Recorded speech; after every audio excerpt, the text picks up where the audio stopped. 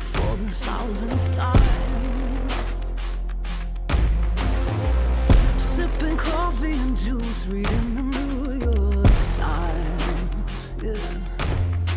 You told me I'm the only one, but now you think you've had your fun.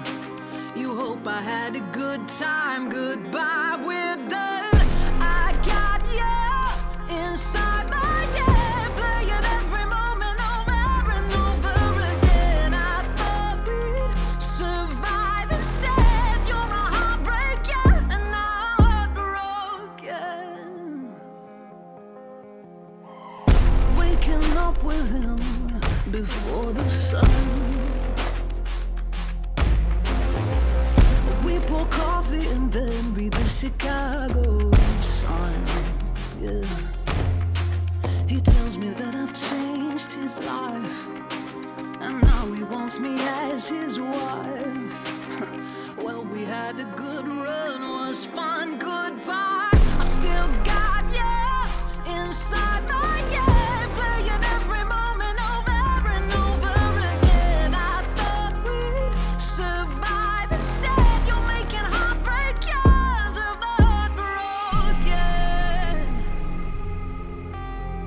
You're making heartbreakers of the heartbroken.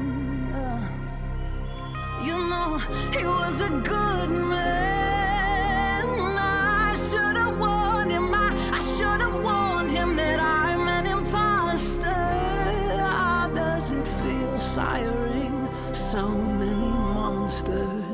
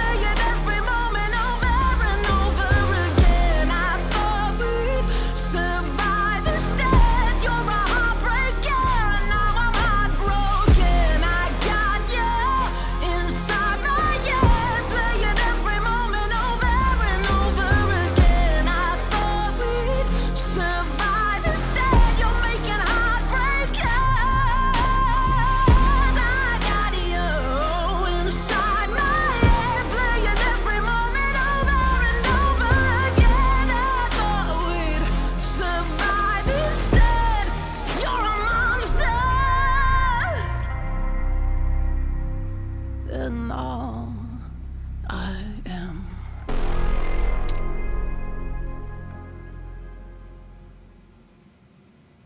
Hey, Chris. Good to see you. Good to see you.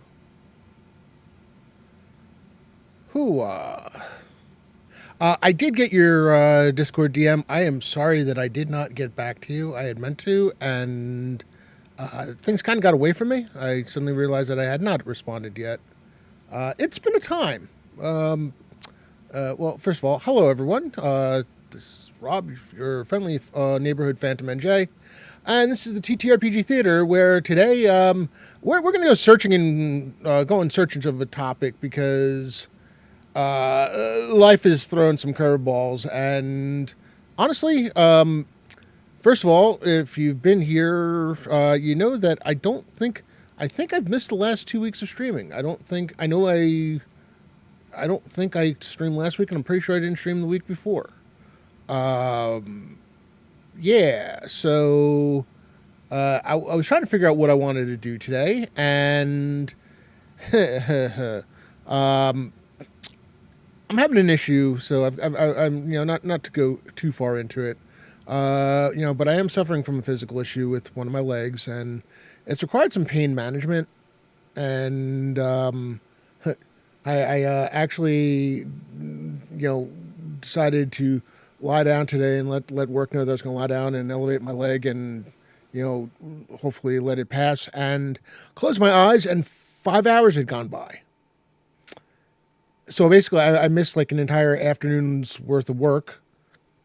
Totally unintentional. I was hoping maybe to get an hour or two, and I slept better than I had pretty much most nights. So that's fun. Not really. Taking 5 hours of PTO unintended, but it is what it is. McBoy, welcome. Yeah. It's just I kind of wish I had known it was coming. So it kind of threw a wrench into tonight's stuff because the stuff that I've been taking so far had been kind of working, and this morning it just wasn't doing anything for me. Fosco, good to see you. Welcome in. Um, so it was the kind of thing where I came to the realization that, with having fallen asleep and that not knowing how I was going to feel as I was going, planning anything for this evening kind of went to hell. Oh man. And not only that, it's kind of weird because I know a lot of people. There's a whole lot of people who are not around because Gen Con is happening. I don't know if you've been in any discords where people have been taking pictures, but I've been lucky enough to see some of the pictures from like some of the vendor halls and such. The vendor hall, which is massive, I think it's the entire Indiana Convention Center, and like the map is like 4 pages long or whatever. It's not my style of con. I can't go to a con that big anymore. I don't have the energy. Give me Gary Con, all self-contained in one building and basically 2 floors, and it's like all along 2 different wings of or 2 different hallways, basically, or maybe 3, I guess. 3 hallways contains the entirety of the con. It's like, give me that and I'm good. It's just I need something small. I can't do. I went to PAX Unplugged. PAX Unplugged wouldn't have been horrible if, well, the map was kind of rough and figuring out where things were was messy. PAX Unplugged required a lot more planning than I had intended. And it was, it had a kind of weird vibe. Granted, it was still like right after COVID. We were still, we were still masking. It was still, just a strange vibe. I was at Page last year. I didn't run any games at Page. I will not run any games at Page. Page has become. I've got a love-hate relationship with Page. I love Page because it's close. And a lot of people that I know are there. And so, last year I decided to go to Page last year, played in a bunch of games, which was cool. This year I decided I'm also going to go play in a bunch of games. I'm not terribly enthused about the management of Page. I don't like I don't like the paying for individual tickets. I realize it's far from the only con that does it.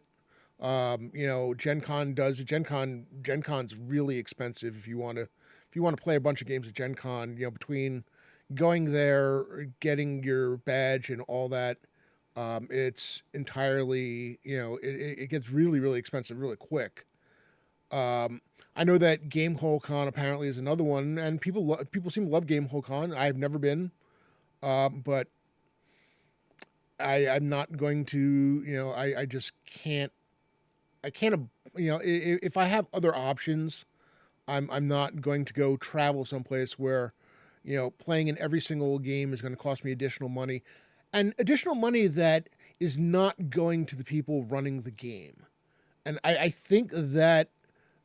Really, if you told me that the money that I was paying for the individual tickets for the individual games was going to the people who was running games, and I realized that most of them, I know that the cons do, comp their badge. At least some of them comp their badge after a certain amount of hours run, and I mean that's something, but. It's like I feel like the money should be going to the people who are providing the content for your con. It's because they're putting in the hours, they're putting in the work, And so if you're going to charge for the individual seats, and understand that I part of the idea is supposed to be, and the justification I keep hearing is, well, it keeps people from canceling on games. You know what it also does? It also keeps people from signing up for games. Because if I'm going to a con and I've got to pay for the individual tickets, I'm gonna be very choosy about which games I'm signing up for. So, last year for Page, I played an Amazing Adventures game run by those of you who are familiar with Troller Games and the community. Probably know Valley Girl Heather, and Heather's fantastic. She runs Amazing Adventures. She runs a lot of Amazing Adventures, and she runs a fantastic game. And she was at Page, and there was 8 seats available for the table. I was the only person who signed up, which is kind of absurd. We ended up playing. She ran me through a session 1-on-1. We figured out a way to make it, make the game work, and she adjusted the scenario for just being one person. But I can't help thinking that people who are not familiar with Amazing Adventures and weren't familiar with Heather weren't going to go and pay money to play in a game that they may not enjoy. And it's sad. It's sad. I'd be discouraged if I put out games for for Page and ended up having nobody. If it's going to go to charity, I don't know. I mean, okay, you're talking about charity for the Gary Con Adventure League stuff. Okay. Yeah, I mean, hey, listen, add-on stuff like buying re-rolls and that going to charity is fantastic. I've got absolutely no problem with that. Don't charge for the game themselves. A con should be the kind of thing where people go, hopefully, to try stuff that they haven't gotten to play before. Now, understand there are a lot of people who are going to cons who just haven't really. I mean, they go to a con because they don't get to play in person that often. So they want to play with new people. They want to try a new game. Try the game that they enjoy because they may not be getting enough chance to play in person anymore. But they're going to play. A lot of them are going to gravitate to the games that they want to play, or they're going to go to the big. Try to get into the big names, or some of the or even some of the mid tier names. If you follow games on social media, who some of the people are. I mean, I admit I fully did that at GaryCon. B. Dave Walters was running Vampire the Masquerade, which I had not ever gotten a chance to play. And B. Dave is well known in the Vampire Masquerade. Pretty well known on social media to start with, but especially in the TTRPG circles. But Vampire the Masquerade, playing B. Dave is running my first game. Absolutely freaking lootly. And something? I didn't have to pay for it, which was even better. But it's the kind of game where I would, if it was a matter of not having a choice about paying for it, it's a game I would have paid for because I know the creator. I know the GM. And Chris, I appreciate that. Having you and your wife at my table was awesome. I am glad that you were able to, and that you were able to have another session with us online. Virtual Greyhawk Con, 26 hours. The only game that is going to be limited in terms of people that I can bring in, and I'm not even sure I'm going to have spots, is the Saturday game. I've got 3 sessions on Friday, 2 on Sunday. So I know you said you were running games for VGHC. If you've got time and you want to, I know you're running games. If your wife wants to play in one of my sessions without you, that's fine too. This is not. I feel it feels weird having to say this, but it's not. You're not a twofer. It's like, so she's absolutely more than welcome to play with us when you're not there. It just sounds terrible in my head, but just make sure she understands that she is absolutely welcome. I never. It's a weird thing when when you talk more to one of when it's a couple and you talk more to one than the other. Sometimes you get the feeling you need to make sure that it's understood that the other person is welcome on their own. This is not. And so if she wants to play in one of the sessions, her character, she's got her character. Her character is absolutely viable for the session. Well, just so you know, you don't have to stream a game to run for Virtual Greyhawk Con. I'm not sure you're aware of that. There are plenty of games that are completely offline. I happen to stream all of my games because now, especially now that I've decided to make them part of the campaign, I've got my PTO for the Friday, and I've got my PTO for the Monday because I'm going to need Monday to recover. I always take that Monday off because by Sunday night when we're doing the wrap up with Jay, I am running on streams. Awesome. Hey, listen, I am happy to hear that. That's gonna be great. Like I said, I've got, depending on whether you work on Friday or you've decided to take Friday off in honor of the con. There are 3 games on Friday. There is a 9 o'clock game, there's a 3 o'clock game, and then there's a 9 p.m. game. I gave myself 2 hours in between the sessions. One to take about an hour break or hour and a half break or so. It's probably be about an hour after doing the wrap up with the players. After session wrap up, and then needing another half hour to get everything in place for the next group, for the stream. Yeah, but there are 3 sessions on Friday. And all of them are part of the campaign.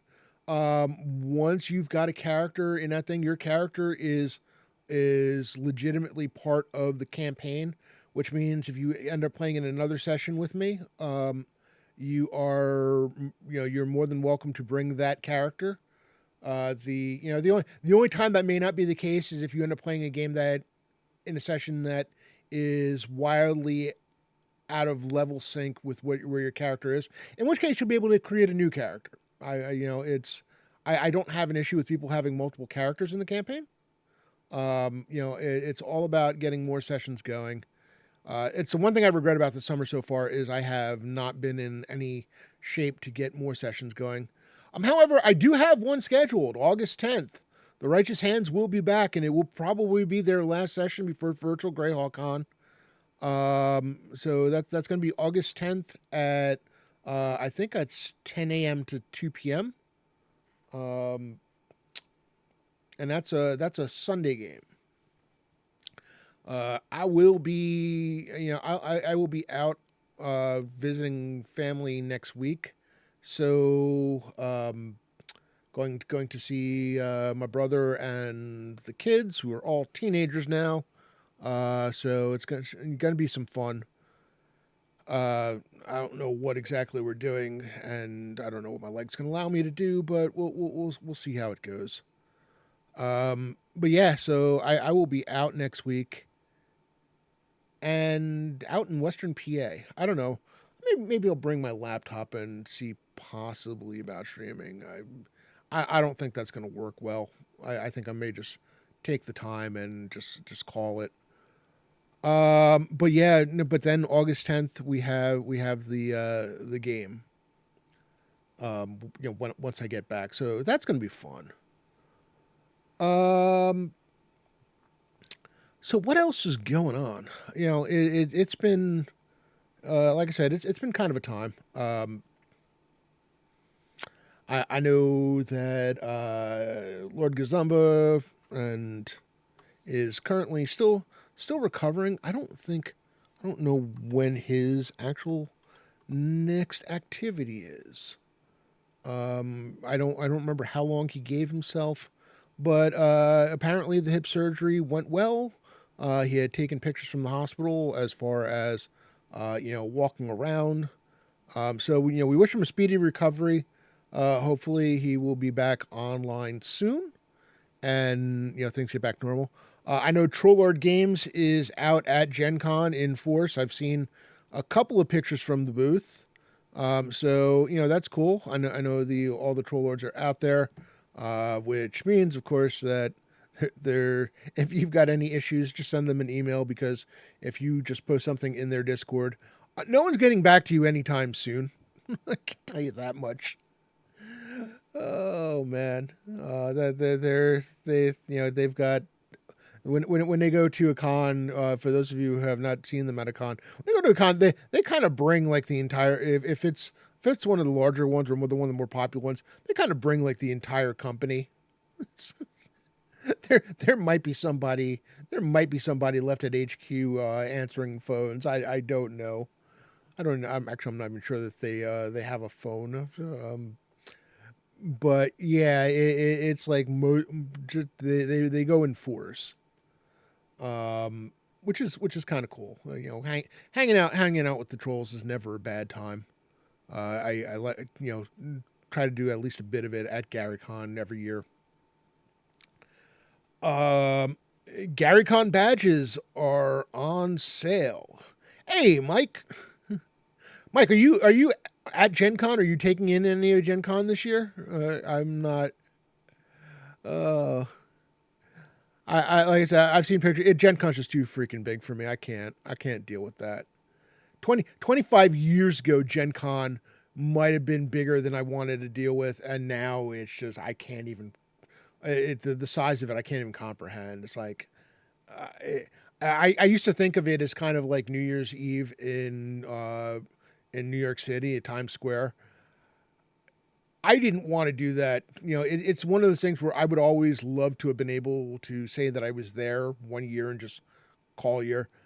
Yeah, no, there is nothing. I live right across. I grew up right across the river from Manhattan, and there has never been a real urge to go to Times Square on New Year's Eve. Maybe if I was able to like get dinner at one of the restaurants nearby and like watch it from a rooftop or something, sure, or a balcony, or even through a window. You are not catching me out in that crowd for 13 hours. First of all, when I was younger, yeah, my bladder could have handled it. I can't do that anymore, and I am not wearing a diaper just so I can just so I can relieve myself without having to move. It's like, my God, it's that mass of humanity is just crazy. And then again, like Gen Con is massive. I mean, the between the convention center, I mentioned the fact that the map is 4 full page. It's liberating. Oh man, uh, I have to laugh because part of the treatment I'm on right now is a water pill. So my bladder is like in overdrive. Drinking more water and peeing more than you normally do is a hell of a thing. Um, but yeah, it's a fun time. Gen Con, like I said, it just looks massive, and it's like, no, no. Yeah, smaller conventions. Give me smaller conventions. I mean, again, I'll be at Page. I'm Page. I'm there completely as a player. As a matter of fact, it's pretty cool. Page, I get to mark off a couple more bucket. Well, I don't call them bucket lists, but a couple more items off my TTRPG wish list. Um, I finally get to play a game with Carlos Lysing in person. I've been a player for a remote game with him, despite the fact that he's at GaryCon every year that I've been there. I have not been able to get into any of his games while at GaryCon. Um, yeah, Touch of Evil. It's I've been okay with it physically. It's honestly it's just annoying because I work down in my office and my bathroom is upstairs, so I got to keep going up the stairs for that. Um, but yeah, no, playing. I'm all over the place today. Playing in a Carlos Slicing game is going to be awesome. I also get to play in a Darling Creepshow game in person. Meeting Darling Creepshow and Little Bones at Gary Con. I think it was like the third Gary Con I went to was the first time I met them in person, which was really cool. And they're going to be at Page, and I get to play in a Darling Creepshow run game in person, which is really, really freaking cool. It's also going to be my first Cyberpunk game. Somehow, despite all, and I mean, granted, this past Gary Con was the first time I played in Vampire the Masquerade, but somehow these games that have been around for seemingly forever, I have not yet gotten to play in any Cyberpunk at all. I don't know which. I think she's doing Cyberpunk 2077. I think, but it'll be a good time.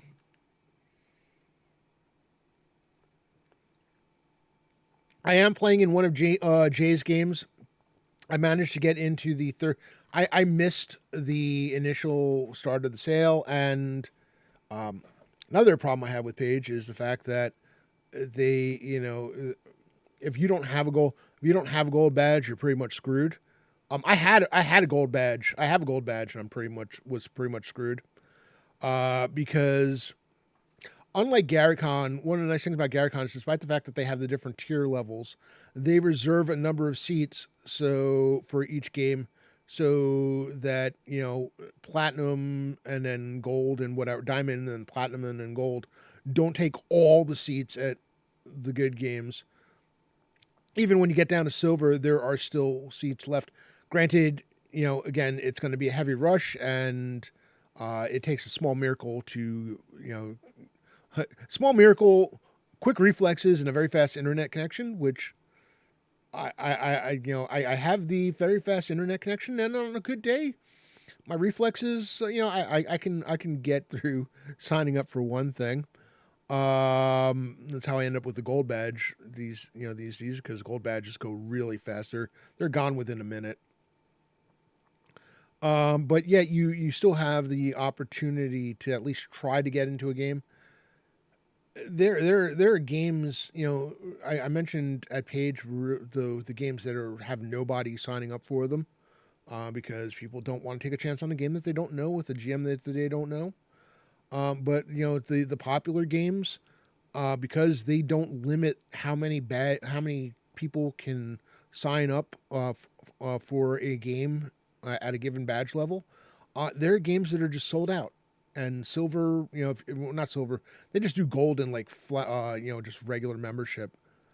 If you didn't have a gold badge, you had no shot at certain games. All of Jay's games are, at least the ones that I was available for, they were all sold out. I managed to get into the Thursday night game, which is fine. I got into one of his games. It sucks because Little Bones was running a game Thursday night, and I was kind of hoping to play, but it's the only J game I can get into, and I can't pass that up. It's like, and again, I'll get to play with her. I think she's helping Creep run the Cyberpunk game, so I'll get to hang out with them a bit and spend some time, and it'll be cool. But yeah, it's Paige is a love-hate relationship with it. Every year I'm kind of like, am I doing this again? Am I not doing this again? It's gonna be I'm gonna see how I feel after this particular one, but I'm not running a game there. I'm not doing that. I'm not going to provide free content for somebody who just doesn't is not doing. I don't feel is doing the right thing by their by the people who are paying, who are one providing the content for them, and the people who are paying good money to go down there, because it's not cheap. I mean, it's not GaryCon expensive, but it's not cheap, and it costs money to get a hotel room there.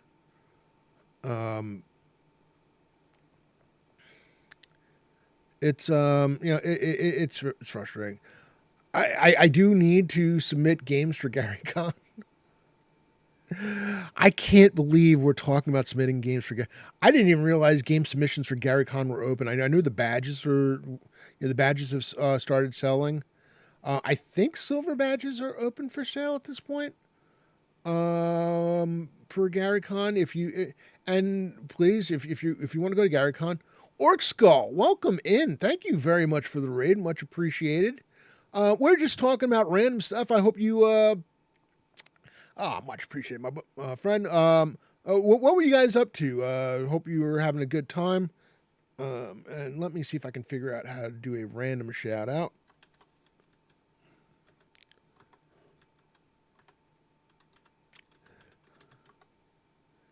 I am always happy to share the cheese because cheese is life. Cheese is great. I love me some cheddar, some sharp cheddar, some brie. My Italian soul cries out for the mozzarella, the provolone. It is all good stuff. I, I I like the Swiss cheese as long as it is not cooked because that smells terrible.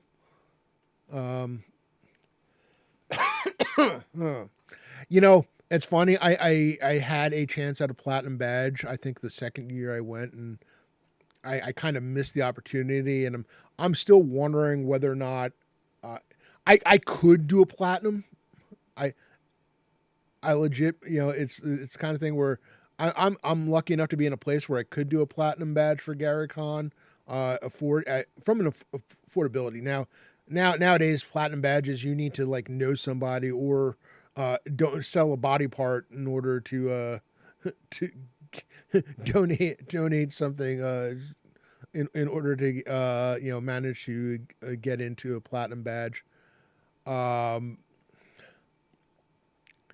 it's one of the things where it'd be kind of cool, but I'm not gonna lie, my gold badge almost kind of goes to waste a bit, uh, because of the fact that I'm running 3 games at GaryCon. So, and a lot of the games that I want to get into are at the same time that I'm running. All of Jay's games are at the same. I never get to. Jay has these events at GaryCon, and they sound really cool. I never get to see any of them because I'm up in Evergreen 3, which is pretty much the Trollord Games room these days.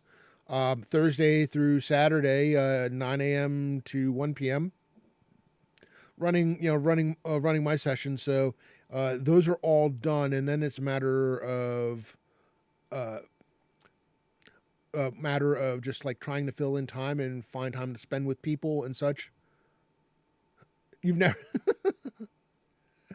Oh man, that's my. It's a lot of fun, Mike. It is as much fun as it seems. I'm hoping. I'm actually hoping to get to play. We'll see how it goes. But I know Jay was talking about doing a game in person at his house. Before I want to say it was before everyone left for Page this year, or went to Page this year. I'm a little over 2 hours from Jay's house. I've been to Jay's house. I oddly enough I've been to Jay's house at a time when nobody was supposed to be seeing anyone because when they first started doing the um, what is it, the vaccinations for COVID, and they were really hard to get.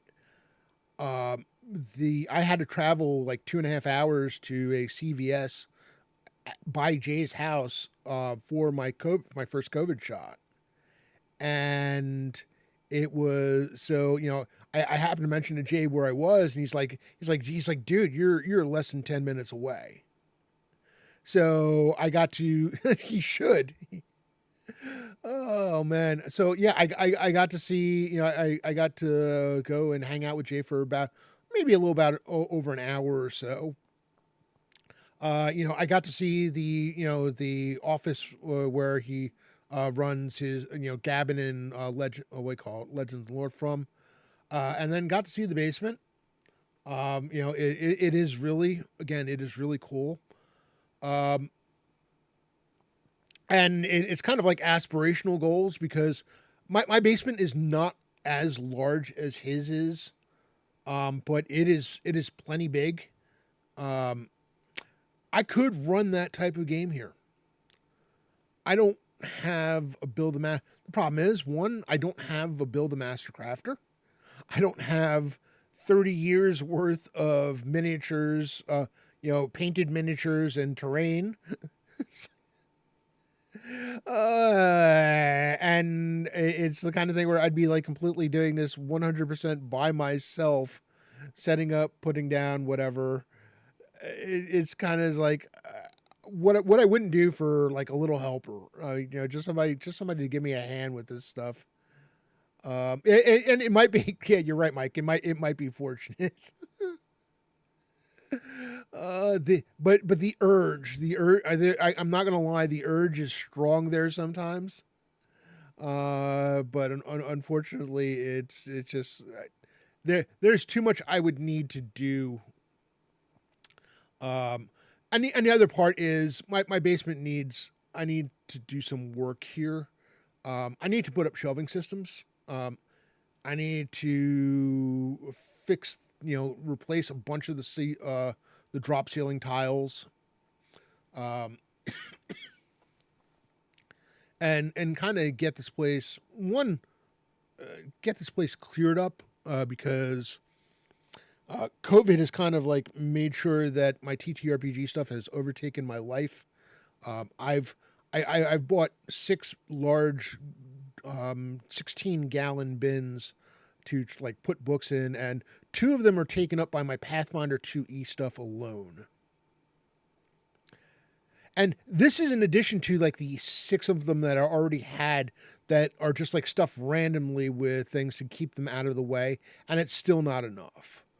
When I say my TTRPG collection is out of control, it's wild.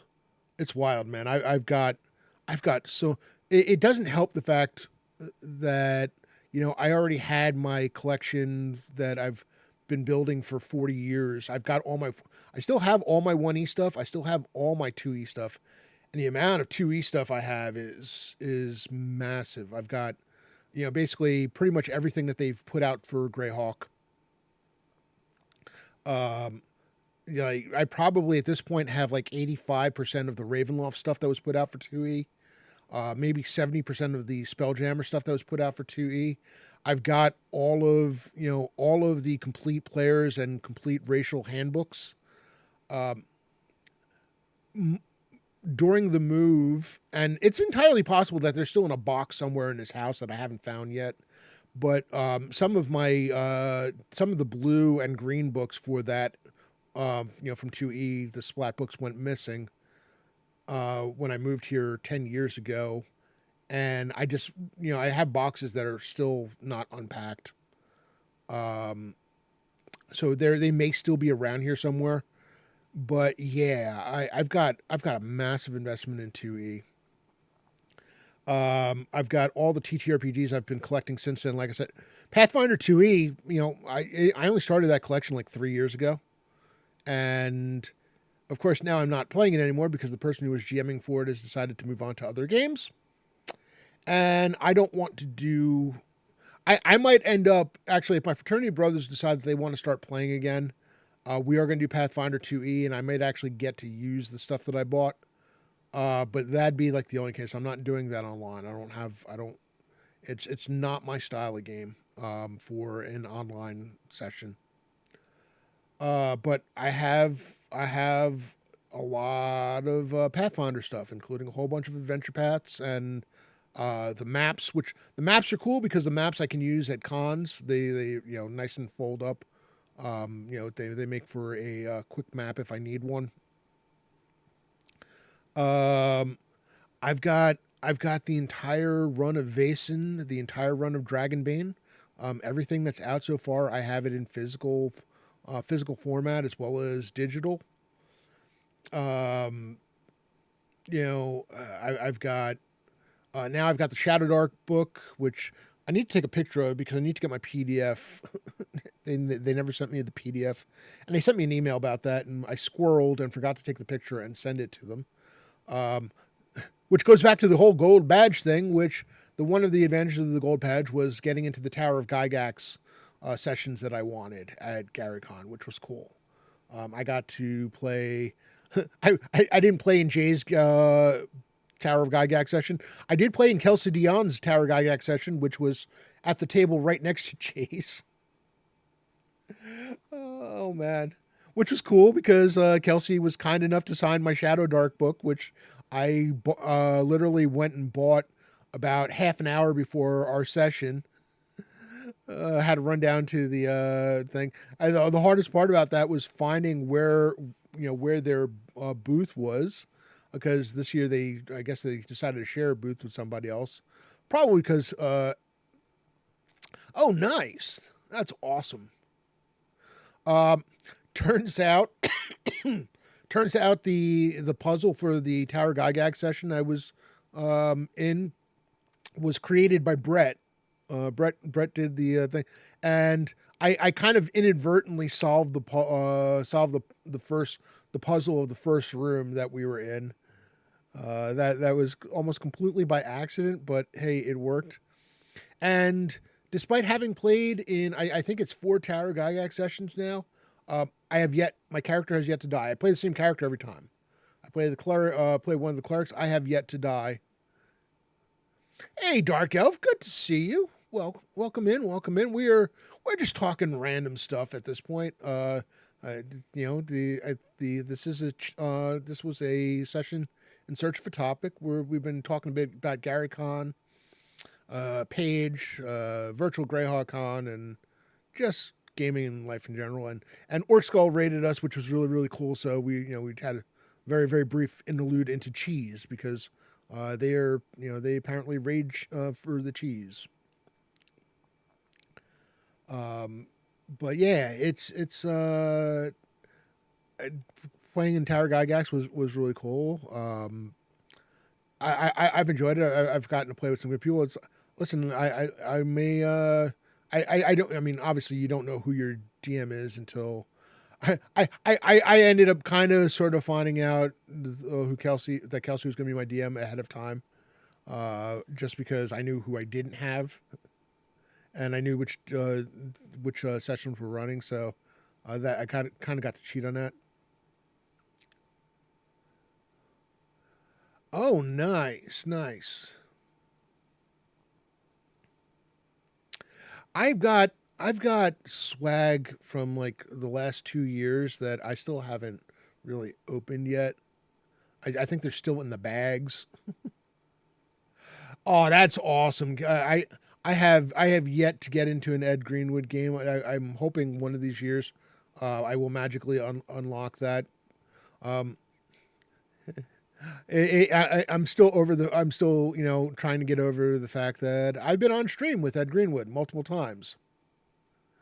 One of them in person. I haven't played in any of his games, but I got to what was it, my second year going to GaryCon, was on a stream with it was myself. It was the Troll Lord group. I was sitting next to Chuck and Steve, and Anna, Jay, and Robert Hartley was there, and Ed Greenwood. I'm like, all right, yep, this is where we're at now. Which is it's kind of a wild thing. It just like, all right. This is pretty cool. I'm not gonna lie, this is pretty cool. On whether $200 is enough spend. Ooh.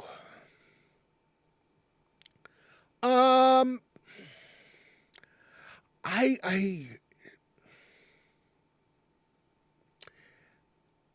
depending on what you're doing for food. I mean, events, there's not really much in terms of events that you're spending money on. It really, honestly, as long as you're being really frugal in terms of the food you're eating there, it should be. Um, I'm gonna be honest with you. Yeah, if I mean if you're drinking alcohol, yeah, you're screwed. My suggestion would be hit when you're there for drinks, go to go to a local store, and pick up a 6 pack or something of your favorite drink. Whatever it is you want to be drinking, bring it with you. Um, if you've got something like a Yeti cup or something that you can, so that you can pour it in and keep it cold. You're better off that way. I mean, my first suggestion is drink a lot of water. So get yourself a bunch of water.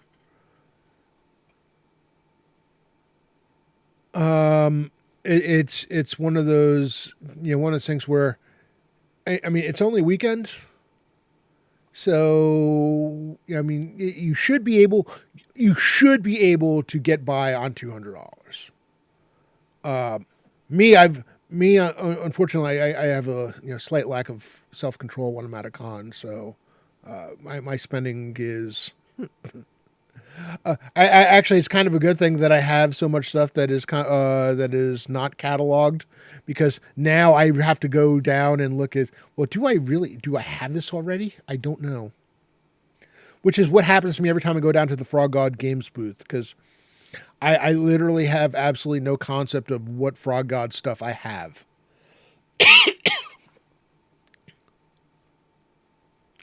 But yeah, I mean, getting a piece of merch in the vendor hall. I mean, I would say you figure. I would say figure out, depending on what you're looking to get as far as like a piece of merch.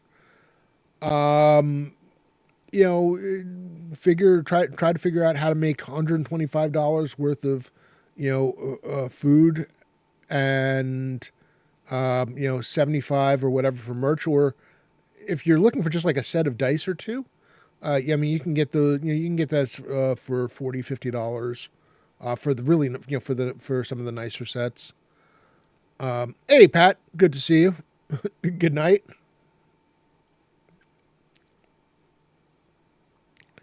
And listen, if you can bring 400 and plan on spending 200, that's always the thing. But yeah, I highly recommend.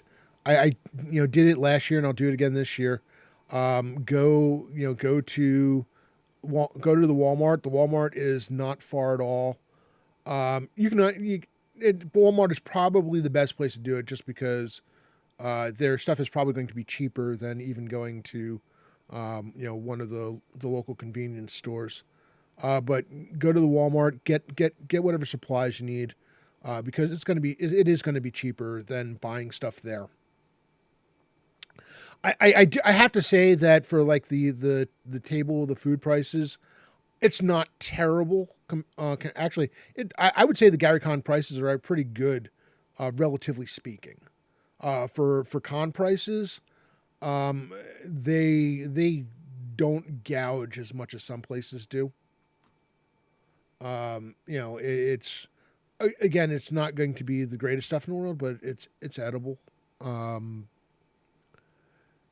but yeah, go and get yourself, get yourself from go to Walmart, go to get yourself some bottles, get like a 6 pack of water or whatever, and get yourself, or even a 12 pack, really. Yeah, I've never seen the whole outside food thing really enforced. I think if you're not being if you're not being blatant overly blatant about it, but I've never seen them actually enforce the rule. Oh, Chris, the vendor hall in the suitcase.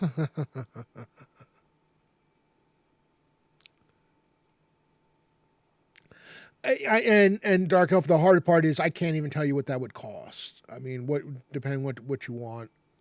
But in that case, the whole bring double what you need and or double what you plan on spending, just in case, because if the mood hits you, you don't want 15, like if you don't want $15 being the difference between in pricing being the difference between getting something you really wanted and not being able to because you needed to spend it on food. But yeah, Chris, it's funny that you mentioned the vendor hall needing a suitcase. My flight, getting to GaryCon is a matter of what is essentially a 2 hour flight. I think it's a 2 hour flight. It's it I feel like half the flight is just the waiting to take off and then taxing to the run to the gate from after landing at O'Hare. But yeah, it's all like a 2 hour. I think it's like an hour and 45 minutes in the air or something like that, from Newark to Chicago. And the thing about it is, first class for it is like a $200 upgrade for my seat because of how short the flight is. And it sounds kind of ridiculous, but the first class ticket for I do American Airlines for it. The first class ticket includes 2 checked bags. I'm bringing 2 checked bags anyway. So when the checked bags are like $25 each regularly, and I've got to do that going both ways, and the whole thing is like maybe it might be like 250 or 300 round trip for the upgrade. Getting the 2 checked bags alone almost pays for the first class upgrade. I can be in a much more comfortable seat, have a drink, and be nice and relaxed, and flying to and from GaryCon. Get my early seating, not have to fight for overhead space and such, and kind of get a little spoiled. Oh fuck, sure, I'm taking that. Hey, Siglin, good to see you. Yeah, and I hear you, Dark Elf. It's who from PDX. And that's well and that's the reason I fly into O'Hare is because unfortunately in Milwaukee the only flight. Okay, all right, cool. Out in the Pacific Northwest, I got to visit the Pacific Northwest one of these days. Do the whole Portland, Seattle, maybe even go up to Vancouver. It's goals. It's reasons to work on getting physically better. Because it does sound beautiful out there, and I'd love to see it. Seattle is also one of the places that I need to visit for to go see a baseball game because I love baseball stadiums. I could wax poetic on baseball stadiums. Oh my goodness. But unfortunately, with COVID and then with the extra weight gain that came from having pneumonia, then COVID, and then had my foot in a boot. The weight gain that's come with it has made sitting in a stadium seat pretty much an impossibility these days. I ain't gonna fit. I'd have to get one of those seats where that are reserved for disabled people, which is where I actually sat in a seat in Houston before all this happened because the stadium in Houston, Minute Maid or whatever they call it now, I don't know. I don't even know what the Astros stadium is now, but screw that place. I understand that I'm a big guy and things are going to be uncomfortable, but when I'm paying for like seats that are, among the best seats that you have, I should at least be able to fit in the damn seat, and I could not. It was just the The seat was like tiny. I don't know who the hell the seat was made for, but I ended up having to sit in the section behind the seating. It was behind home plate, but it was still kind of on the walkway because it was the only place that I could sit where there were no handrails and fit in. And you get nasty looks because I am while I was having issues, I was not disabled, and it's like, yeah, that was a really uncomfortable way to take in a ball game. But yeah, nope, screw Houston. It was, I was, it was cool to be there very briefly. But did not enjoy their stadium experience at all. Um, I love baseball stadiums for many reasons. I love the uniqueness of so many, especially now that the cookie cutter stadiums are long gone. Um, the old 1960s multi-purpose stadiums are long gone for the most part. Baseball stadiums, I love the uniqueness of each of them, the little things. And Houston, seeing the train was cool. Seeing the roof close was kind of neat. Though I prefer baseball games out in the sun. I'm not gonna lie, the Miami Marlins Stadium, it's it's a hell of a place to see a ball game. It is probably one of the most understated of the new stadiums that there is. But whoever designed the climate control system for the Miami Marlins Stadium, that person did not get paid enough. Because despite Miami being everything I hate about what summer weather, the heat and humidity, I was and despite the fact that I'd rather have I think the roof was open for one of the three games I was in. I'm not sure if it was closed for all three of them. But I was there. I got to see the Mets play the Marlins for 3 games down in Miami. And I don't know that I ever was so comfortable watching a game as I was in Miami. It was amazing. I was sitting there. I wasn't too hot. I wasn't too cold. I wasn't, the humidity, didn't feel it at all. Yeah, I mean, it was great. They need better food options. And the stadium, there's a party out in the outfield. Single, and thank you so much for the follow. There's like a pool out there. There's a club. There is where you can get drinks ahead of time. I forgot what it's called. I think it's like the Clevelander or something like that. I'm pretty sure it's like named after a city somewhere else. But yeah, there's a fun time to be had out there. But the stadium otherwise is kind of no frills. But it's impossible to be more comfortable watching a game. And so I will highly rate that stadium anytime.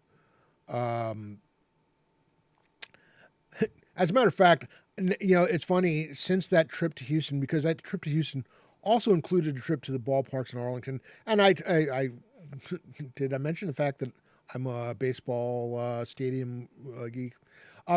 Fosco, in case you're wondering, my team is the New York Mets. And speaking of stadiums that I love, we will get to Citi Field in just a little bit. I haven't been to the new Ranger Stadium. And it's really weird saying the old one because the old one was only built in like 1995 or 96 or whatever. McBoy, the problem comes in if they're in that the armrests, you may not, the seats themselves might be the same size. The space in between armrests are not. Like I could sit comfortably in the seats at in the Marlins Stadium. I could not sit comfortable. I couldn't get into. I couldn't even get into the seat for the what do you call it, for the Houston Stadium. I could sit at the Ranger Stadium, the old one. Um, that's one of those stadiums where I know what they were going for, and they absolutely freaking missed. It was one, when Camden Yards came out, was first built.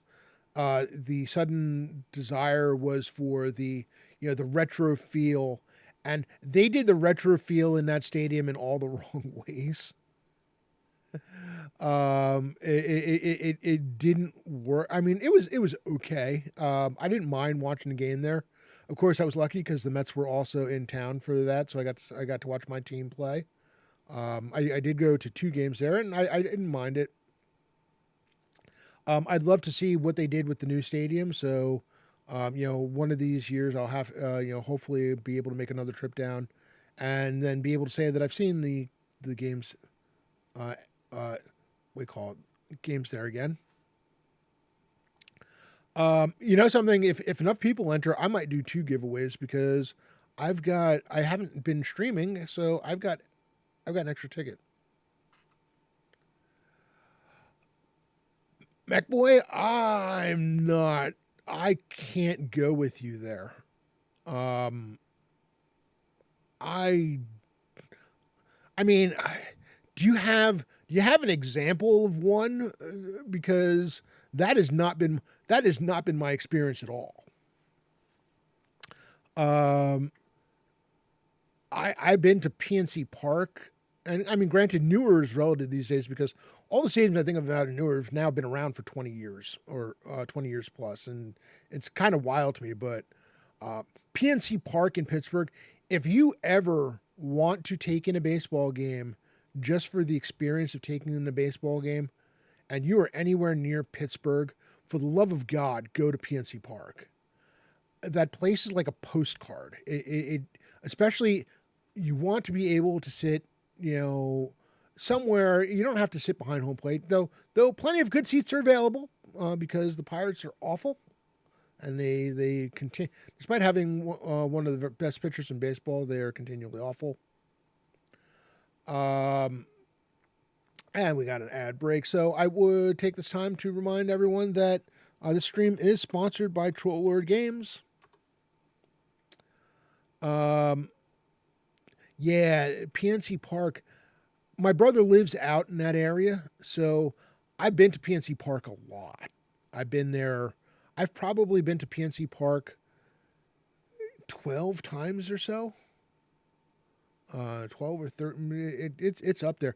I once went out there for a long extended weekend, and it just happened to coincide with the fact that the Mets were in town for 4 games. And did I go see the Mets play at Pittsburgh all 4 games? Yes, I did. And I saw it from like 4 very different. I saw it from the standing room only out in left field. I saw it from the right field line. Basically kind of even with first base, field level, but like halfway back behind first base. I've seen it from pretty much not directly from home plate, but take the left-sided batter's box and walk it to the last row of field level. And then from the third base side. So I've gotten all the different perspectives. But if you're sitting anywhere, like from even with first base and third base, and you're looking out, you look at the thing, and you've got the ballpark itself is gorgeous. On its own, the ballpark is beautiful. But then you've got just across the river, you've got the Pittsburgh skyline, which is freaking amazing. The placement for that stadium couldn't have been any better. Keith, good to see you, sir. Welcome in. I mean, it's just gorgeous. The whole thing. It looks like a postcard. I mean, I've taken pictures and it just doesn't look real because you can also see the Roberto, the yellow the upon Roberto Clemente Bridge, which you can walk across on game day. Our preferred method used to be to park at the convention center, walk down, walk down the street. It's maybe a block and a half away, if that. And park the convention center parking lot. Walk down to the Roberto Clemente Bridge, walk across the bridge, and you are at the stadium. Pittsburgh PNC Park is gorgeous. Where else? I've been to Camden Yards. Camden Yards. It's funny. I've been to both Camden Yards and Fenway Park, and unfortunately, the two of them happened just before smartphones really became a thing. So I've been to Fenway Park, and unfortunately, I've got no video evidence of it because it was kind of it was a game that. It was a day that we just decided, my girlfriend and a buddy of ours, we just decided that we wanted to take a day trip up to Boston for no reason whatsoever. We happened to get there in time for the Red Sox game, and we scalped tickets and we sat out in the bleacher seats, in the right field bleacher seats for Fenway Park. This was like 1995 or so, I think. It was before the Red Sox really got good again. So there were seats available. I'm sitting out in the right field thing for wearing my Mets cap, and it's like, yep, no, go ahead and bother me. It's like 86. So we took it from you, and I'm not apologizing for it. Pittsburgh, Dark Elf Pittsburgh. The way I describe Pittsburgh is it's a big city with a small town feel. My brother and I have walked, I've gone to hockey games out in Pittsburgh, and we walked from a bar up the hill to the arena with no trouble whatsoever. We don't look overly threatening to anyone, but I've walked the streets of Pittsburgh with no concern. I'm not saying that it's the entire area. There's also, the part of the city we're in is more the downtown area. Then there's the other side of the city, which is College Town. It's University of Pittsburgh is there. Carnegie Mellon is I believe in that area. I forget where Carnegie Mellon actually is, to be honest with you. And I've been to Carnegie Mellon for a fraternity, two-hand touch football tournament, charity football tournament. That was a very, very cold weekend. Pittsburgh is cool. I love the vibe of Pittsburgh. It's one of those places where if I had to live in like the shadow of a bigger city again, I'd probably want to do it there. I have yet to visit Citizens Bank Park in Philadelphia. I really should go down there. If I want to go down there and be safe, I should go down there when the Mets are down in town, because I know that I am going to be far from the only Mets fan in attendance. I won't wear anything that I would be potentially upset if it got ruined, but Mets fans, even though the Phillies are good now, the Mets fans still show up in Philadelphia in force, and it makes for a really interesting time down there. But yeah, I have yet to visit Citizens Bank Park. That's an oversight. I have not seen the National Stadium yet either. I need to do the National Stadium, Philadelphia, and then I need to go back to Camden Yards again, because I need to go down there and get some actual video evidence of my time there. When I went to visit Camden Yards, Cal Ripken was still playing. All right, that's how long ago it was. Where else? So I've mentioned Texas. Cleveland. One nice thing, I've been to the Cleveland Stadium. I paid $40 to sit right behind home plate. and that wasn't like secondhand. That was Cleveland. You know, that was basically just a straight up Cleveland, and it was a Mets game. I got to see Matt Harvey stink up the joint. He was great for like 3 innings, and then he fell apart. This was when Matt Harvey's career was as a Met was really on the way down after his first major injuries and such. Yeah, he just never found it again. That was a guy who needed a therapist in the worst way, and I hope he got the help that he needed because um, he had physical issues, but his mind was not where it needed to be. Knowing something about mental health, I feel for him more now than I did back then because he was somebody who really wanted the spotlight, and the spotlight ended up getting to him. Oh, Dark Elf, listen, I can't really tennis. I can't do tennis anymore.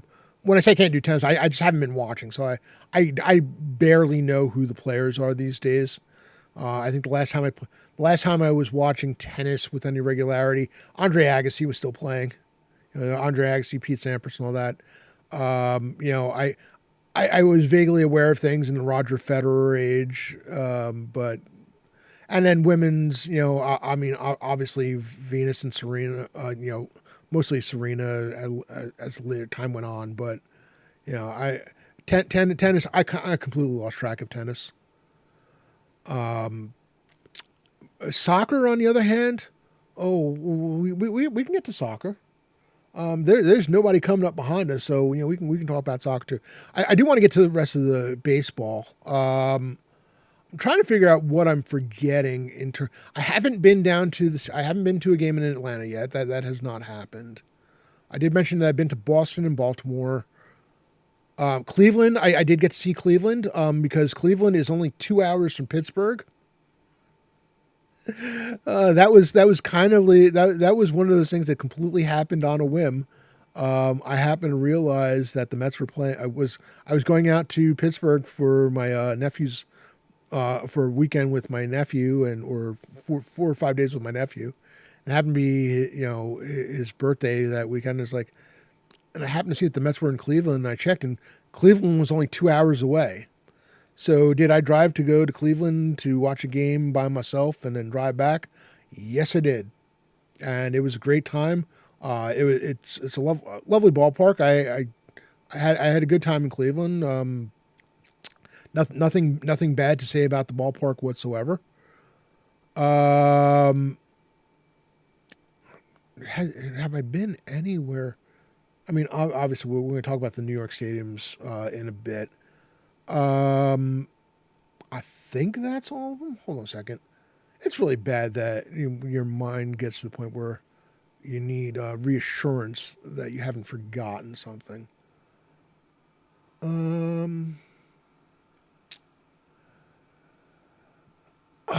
So far, I think the furthest west I've been for a ball game so far has been Texas.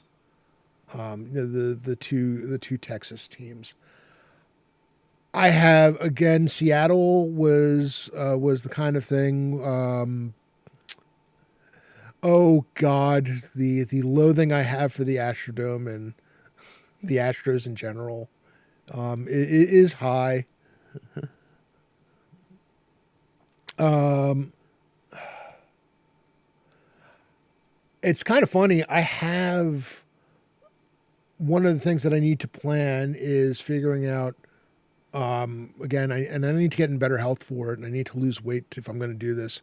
But I want to do the San Diego, and the Los Angeles, and they're in Anaheim. The Angels are in Anaheim. Any way you want to look at it. I've been past the Angel Stadium. My ex-wife's father lived in the Anaheim area. I'm not sure where he is now, but I literally had a place to stay out there if I wanted to. But I need to do that, and then I need to do another trip, and it kind of sucks now because I was hoping that Oakland would eventually build a stadium and the A's would stay, and now they're out in Las Vegas, and screw that. Uh, hey, Curtis, good to see you. Oh yeah, Fosco, all the way back to. Listen, my baseball grudges are long and deep. When I tell you that, people are like, as a Mets fan, well, who do you hate? Who, you hate the Yankees? Do you hate the Phillies? I hate don't get me wrong, I hate the Phillies. I hate the Braves, though I have mad respect for the Braves organization. It was just, the Braves. It's kind of funny. It's hard to hate the Braves when there's nobody on that team that I loathe. John Rocker made it really, really easy to hate the Braves for a while. But it was the kind of thing where they were just so good and they just did everything so right, that, I will be the first person to admit, oh my God, why is his name not, I'm losing my mind. Third baseman for the Braves. Oh my goodness. I can see him. Chipper Jones, thank you. I mean, the man named his child after Shea Stadium.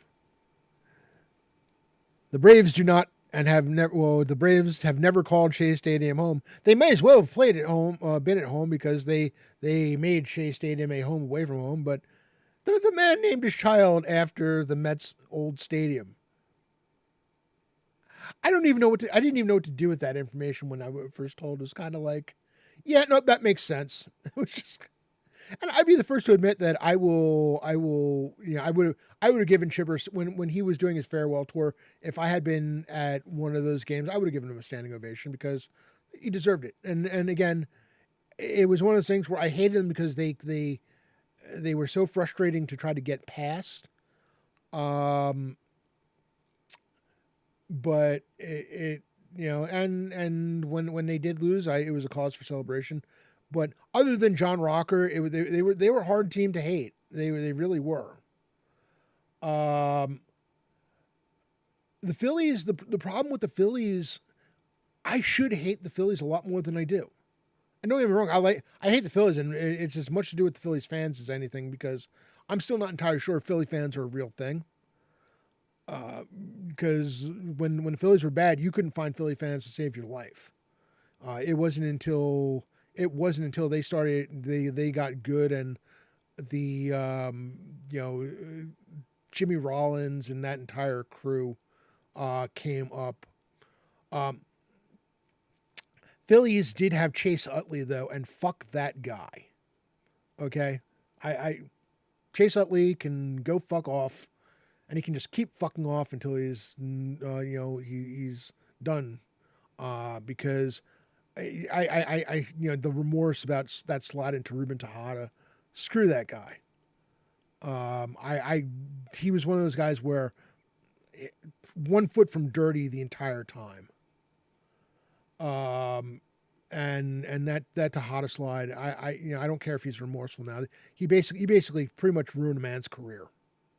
Because Ruben Tejada was never the same. I mean, he was not, I'm not saying Tejada was some great player or whatever, but he was a good player. He was a very, and he was enjoying a nice career, and he was never the same after that slide. One of the greatest videos you will ever watch, baseball related, is when Noah Syndergaard threw behind Chase Utley. I still don't know if he had planned to just throw behind him or if he went to hit him in the back or something and just missed. And Syndergaard gets thrown out, and Terry Collins comes out and goes on a tirade for the ages. If you weren't a Terry Collins fan before that, you, as a Mets fan, you had to be, because he was going to have his pound of flesh any way possible. and it was glorious because it was cathartic to watch as a Mets fan because it was the way that every Mets fan who saw that slide felt right up until that point. It it was a thing of beauty, and I enjoyed every minute of it. And I got to give kudos because the crew chief of umpires got Terry aside, and he just let Terry go off, and he knew that it wasn't directed at him, and the umpires were in kind of a bind because they were told there had to be no nonsense. This could not be allowed to escalate, but it was he managed to let Terry somehow go off completely without taking it personally, which for umpires these days apparently is a rare thing. But yeah, so the Phillies Chase Utley. I was also at the last opening day at the at Old Shea Stadium, and it was against the Phillies. It was the coldest baseball game I've ever been at. When I tell you that I was at a Jets game on New Year's Eve, like 5 months earlier or 4 months earlier, and the opening day baseball game was about 20 degrees colder than the Jets game was at New Year's Eve, it tells you how cold we're. And the entire stadium was having a problem. It was opening day, so there was a buzz, and the Phillies were in town. And I think it was the year after. I think it was the year that the Phillies won the World Series. So this wasn't the year after, but it was another season where the Mets opening day after having fallen short on the last day of the season the year before. So there's frustration, whatever. And then the comical happened, and we were all trying to get warm or whatever. And Jimmy Rollins, great shortstop, completely muffed, absolutely muffed, and a pop up where he nearly took out their first baseman in doing so. And a ball dropped at his feet, and I don't know, there might have been 25,000. I don't remember how full the stadium was. I know we were all the way out in left field on field level, but I'd be lying if I said I knew whether the stadium was full that day. It's entirely possible that it was full because opening days had gotten popular again because the Mets had gotten good again. But all I know is that the entire stadium simultaneously broke out into a cheer of Jimmy Rollins, "You suck," over and over and over again. It was a hell of a thing. It was like everybody knew in that moment what the exact required chant was and went at it for a good 3 to 4 minutes straight. And Old Shea Stadium, one of the nice things about Old Shea was the acoustics for the place. That place, when people were chanting and yelling and stamping their feet at the same time, you could feel the stadium shaking. Dark Elf, thank you so much for dropping in. I'm sorry we didn't get to the soccer chat while you were here. Remind me next time because I can talk soccer too. Shea Stadium was one of the last of the cookie cutter stadiums to go. It was that with Riverfront, Three River Stadium. Atlanta Fulton County Stadium was one of them. St. Louis, Cincinnati. Well, I said Riverfront, so Cincinnati. Yeah. Old Busch Stadium in St. Louis was one of them. Those games, especially in the old days, when you might be watching on a black and white TV, you couldn't tell the difference. For the nice thing about Atlanta and Shea Stadium was the fact that center field was open. It wasn't a complete bowl. And Shea Stadium was the only one, I think, at the time that had natural grass. The rest of them were artificial turf. And if you were watching on a black and white TV for Pittsburgh, St. Louis, or Cincinnati, unless you saw one of the home team uniforms, you didn't know which stadium you were watching. You didn't know where you had to go and figure out. And even in color, St. Louis and Cincinnati, Riverfront and Bush Memorial Stadium looked exactly the freaking same, except if they showed the arches in St. Louis. That was the one distinguishing feature that told you the difference between St. Louis and Cincinnati was the cool arches at the top of the stadium. And I squirreled, and somebody had asked me what other stadiums.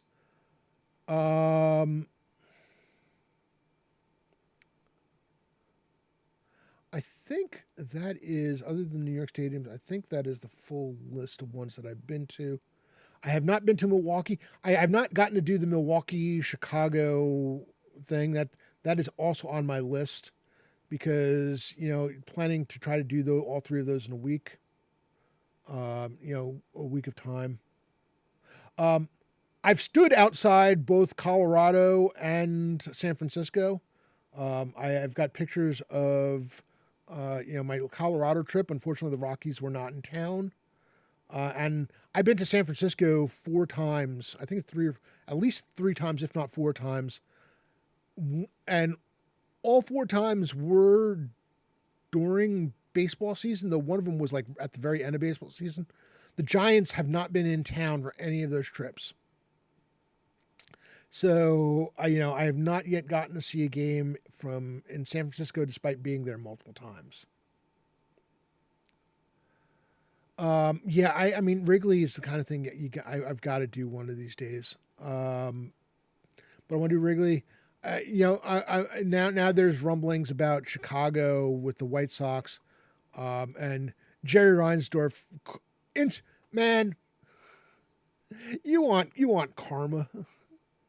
Jerry Reinsdorf is one of the people I hold responsible for the 1994 season, and he was one of the primary people responsible for the 94 season being canceled and the World Series being canceled. So, he's a guy who I think he's passed away now. I'm pretty sure he passed away, but that was a guy who lives in baseball infamy. But never was karma served up so wonderfully than when he threatened to move the White Sox out of Chicago, held the city hostage to get a stadium, built a stadium, and completely missed out on the whole retro stadium thing. Because, and at the time it was called New Comiskey. They tore down old Comiskey Park, and I don't even know, was U.S. Cellular Field or something like that. I lost track. I miss when baseball stadiums had one name and they just stayed with the name. But this is the age we live in. But yeah, they built this new stadium, and I know that they've done a lot of work to make it more interesting, but he completely missed out on the whole retro ballpark thing that Camden Yards, really started, and couldn't have happened to a nicer guy.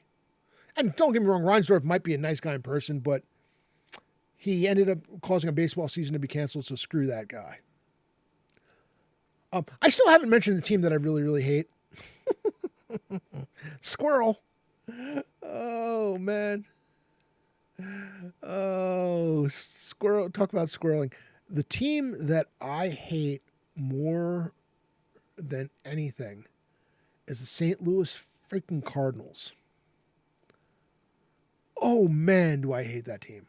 I hate that team. I hate the fans. I hate this greatest fans in baseball garbage because apparently they cheer everything good and bad. Oh, my God. Oh, man. Albert Pujols, screw you. Just that whole franchise. The best thing that had for me, for the greatest thing that Cardinals ever gave me was Keith Hernandez, because Whitey Herzog apparently no longer had any use for him. So thank you very much for that. Keith is one of ours now. Oh man, it just he basically handed us the '86 World Series. Oh, just Yadier. I mean, I know that the whole the Red Sox have the whole Bucky fucking Dent thing. Yadier fucking Molino. The 2006 season killed me. That just and it had to be Molina. I just why just had dealing with that. And the best part is the what I love, what I so very much love is there are 3 seasons where the Cardinals kept the Mets from the World Series. They were the or should have been getting the World Series. There's 85 where there was 85, there was 87, and there's 2006. 85. I mean, 85. The Mets were, they lost out to the Cards, and for the Mets, it was, they were still up and coming at the time, and they legit lost out to the Cards, and it was fine. 86. They buried the Cards in the standings. I don't even think I think the Cards finished third that in '86, and the Mets were so good they buried the Cards in like the first 2 weeks of the season. I think they started off with the Cardinals. I think they won like 3 out of the first 4 games or whatever it was, and they never looked back. I think the Phillies were the second place team that year, and they were 21 and a half or 22 and a half games back of the Mets by the time the '86 season was over, which is again why the '86 nobody's ever going to convince me that Mike Scott was not scuffing the ball. We had Mike Scott on our team. He didn't suddenly learn how to be world class ace. Give me a break. But yeah, the Cardinals, 86, the Cardinals really just didn't even show up for the season.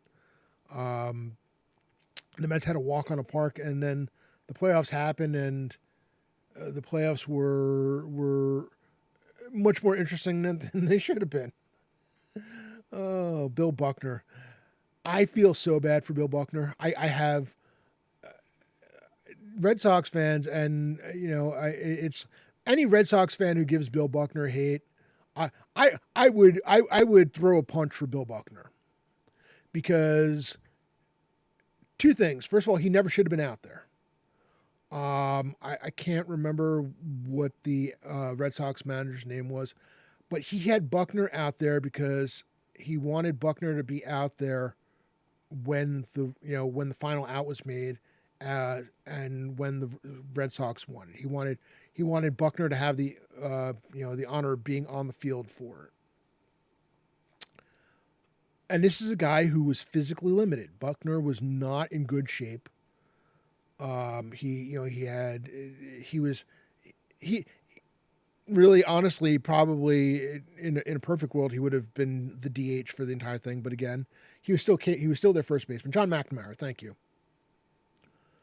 McNamara wanted him out on the field for it, and Buckner should have never been anywhere in a game that you had to have because you didn't want to face Game 7 at Chase Stadium if you didn't have to.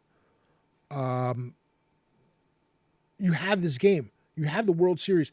You've got 80 years of history or 70 years of history or whatever it was. It was basically 70 years, a 70-year curse that you're trying to unravel. A city that's living and dying with every pitch.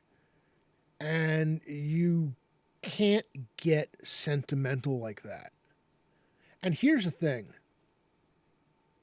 Where that ball, with the way that ball was hit, and where Buckner was when the ball went through his legs, if Buckner fields that ball cleanly, Mookie Wilson is still safe. There is nowhere on God's green earth that Bill Buckner is going to beat Mookie Wilson to the bag. Maybe if it was somebody, it literally could have been pretty much anyone else on the team outside of Lenny Dykstra, and Buckner might have had a chance. Mookie Wilson, one of the greatest joys as a Mets fan growing up in the 80s and 90s, or especially in the 80s, was watching Mookie Wilson leg out a triple. Because the man could fly, and he was all arms and legs as he did it, but it was just pure joy watching that man leg out a triple.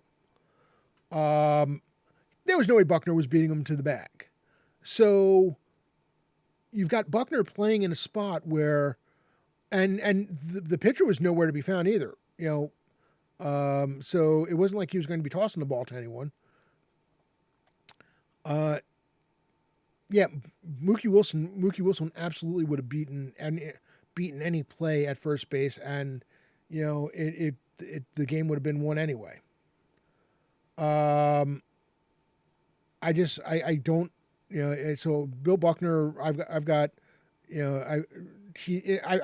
felt bad when, and thankfully it was before social media. So, he didn't have to deal with the morons online yelling, who'd be yelling for him to off himself and stuff like that, which is awful. But I always had a soft spot for Bill Buckner. The fact that he and Mookie would go on tour every once in a while to talk about the play was always kind of heartwarming. Just there's that, but again, the Cardinals, my loathing for the Cardinals is the 2000 season. Yeah. Listen, the 2000 season, and it was kind of funny because for a while the person that I hated most of them on the Cardinals is their manager, because Tony La Russa freaking. For all the talk about Moneyball and whatever, Tony La Russa helped ruin baseball. It was one of those things where the guy thought he was the smartest person in the world, and Bobby Valentine, who is the kind of guy you hate if he's not your guy, because Bobby was obnoxious. Even as a Mets fan, I will be the first to admit that Bobby was obnoxious. But Bobby Valentine was a New York style guy through and through. He just took no crap, and would he was obnoxious, but the man had a baseball brain, and the 2000 National League Championship Series, Bobby just basically ruined the myth of Tony La Russa's genius, because he outmanaged him straight up.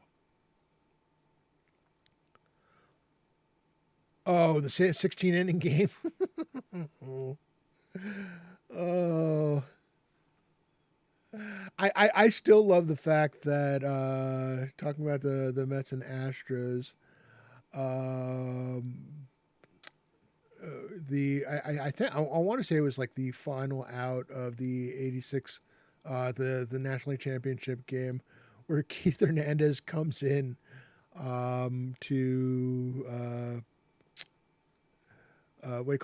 comes up to the mound and tells Jesse Orosco, if you throw that guy another curveball, or another fastball, I'm going to fucking kill you. And Keith might only have partially been kidding. Oh. Listen, Mike Scott, yeah, but Mike Scott, it's one thing to have a good year, Mech Boy. Mike Scott suddenly became unhittable, which is ridiculous. I mean, there was nothing to suggest that he should ever have become that kind of pitcher. It's okay to get good.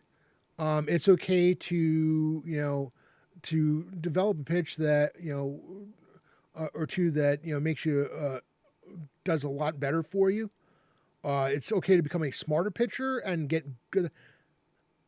Mike Scott suddenly was throwing a pitch that just was just stupid.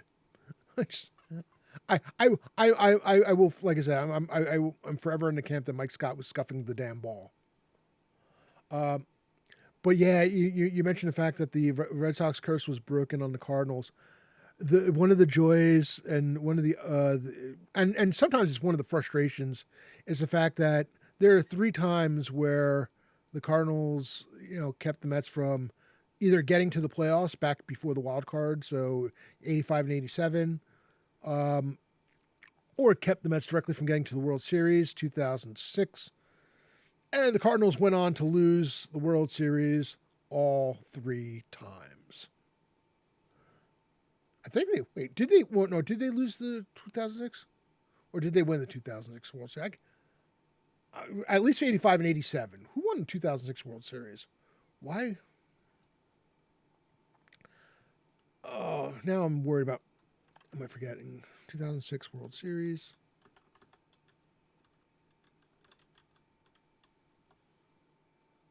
Oh, no, they won the 2006. That's what's frustrating. The 2006 World Series, they won, and they beat a Detroit Tiger team that basically didn't show up. Yeah, so 85 and 87 they lost, and then in 2000 they kept us from the World Series, and then they won, and the Tigers were just... I believe that was Justin Verlander's rookie season, if I remember correctly. All you heard about was the Tigers pitching, and there was nothing to them.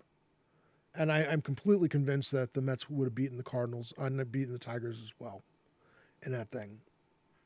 But yeah, my loathing for the Cardinals is long and it's deep, and it's born of a NL East rivalry that hasn't existed for what? Is it been 30 years now since the National League Central became a thing? I think so. I want to say it was like 1995, or I think it was with the 95 season when they returned from the break, or from the strike. So yeah, it's been, National League Central is about 30 years old, and it didn't matter. It didn't matter. Oh yeah, listen. If I'm a Cardinals fan, the Mets are more of an annoyance than anything else. You've got the Cubbies. And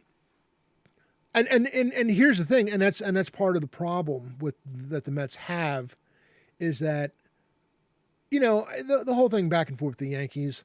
I could care less about the Yankees. I honestly didn't care about the Yankees at all until interleague play, and then the 2000 World Series. Because the Yankees, they were the American League. I wasn't following them. I would watch a Yankee game if it was on, and I'd been to Yankee games. And I had the only time until interleague play, the only time I can actively remember rooting against the Yankees was watching Tom Seaver throw his 300th, get his 300th win against the Yankees at Yankees, and it was on television because it was a Yankee game, and we watched the game. We watched the entire game. Seaver get his 300th win. That was the first time I actively rooted against the Yankees, because I was a Mets fan. I had the National League. I had the Cardinals to hate. I had the Phillies to be annoyed by. The Braves. The Braves in the 80s were Dale Murphy, and not the Braves were more of a curiosity than anything else, because they had Dale Murphy, who was a fantastic player. They had Phil Niekro, who's anytime you've got a knuckleballer on a team, it's going to make for some interesting things. But there was the Cardinals. There was the Pirates, and the Pirates were really good. You had John Candelaria. Oh my God. Dave Parker, Willie Stargell. And Willie was pretty much on the way out. I remember watching the '79 World Series as a kid. Braves were on TBS. Yes, the Braves were on TBS. I didn't have cable, but I didn't have cable as a kid, so I didn't become aware of that. The first time I became aware about the Braves being on TBS was actually on vacation as a child. We went down to Disney World and happened to find the Braves game on thing. And even back then, the homerism with Braves announcers was terrible. I was 10 years old, and I realized how bad baseball announcing could be.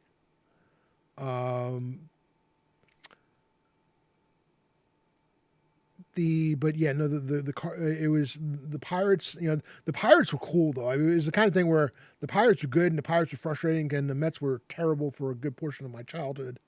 But they were, yeah, the 79. But the Pirates, I mean, they're black, black and gold, and I mean, the stadium was terrible. Three River Stadium was nothing to look at. But it was hard to hate the Pirates. they were more of a frustration. And then you had the Dodgers with Fernando Mania, which drove us crazy. But I mean, I miss before interleague play, I miss the days when the All-Star game was huge, because you really, unless you were following both leagues and you were in a city where you had games from both leagues showing, you didn't know really much what was going on in the other league. You didn't see the other league until the All-Star game, and you could write down easily who the starting All-Star team was going to be in any given year. Because you had the years where, I mean, there was a period of time where it was Keith Hernandez. It went from Steve Garvey playing for the Dodgers and then the Padres to Keith Hernandez as your all-star first baseman. Second baseman, I want to say Davey Lopes and then Ryan Sandberg. There might have been somebody in between. But there was a period of time Ryan Sandberg was you just wrote it in as your second baseman. Yeah, I was sad when when I saw that. Shortstop, Ozzie Smith. How many years was Ozzie Smith? Basically, it was a given that Ozzie Smith was the short. I don't remember who the big, in terms of if there was a lockdown shortstop for the All-Star spot before that. I mean, I can think of a couple of people who might have qualified, but there was a point where Ozzie Smith was your shortstop. Third base, Mike Schmidt. It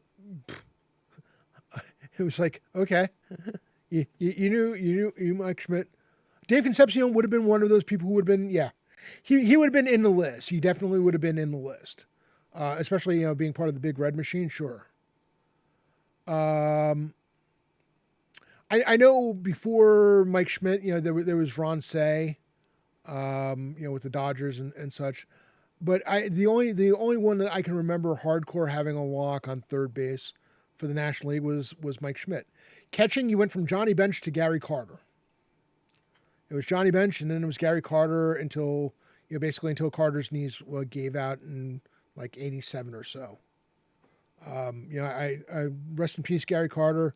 Thank you for the World Series. Gary Carter, I'm glad he went in as an Expo. Despite the fact that helping the Mets finally win the World Series. But by the time he got to the Mets, he really had 2 years. He had 2 good years, 85 and 86.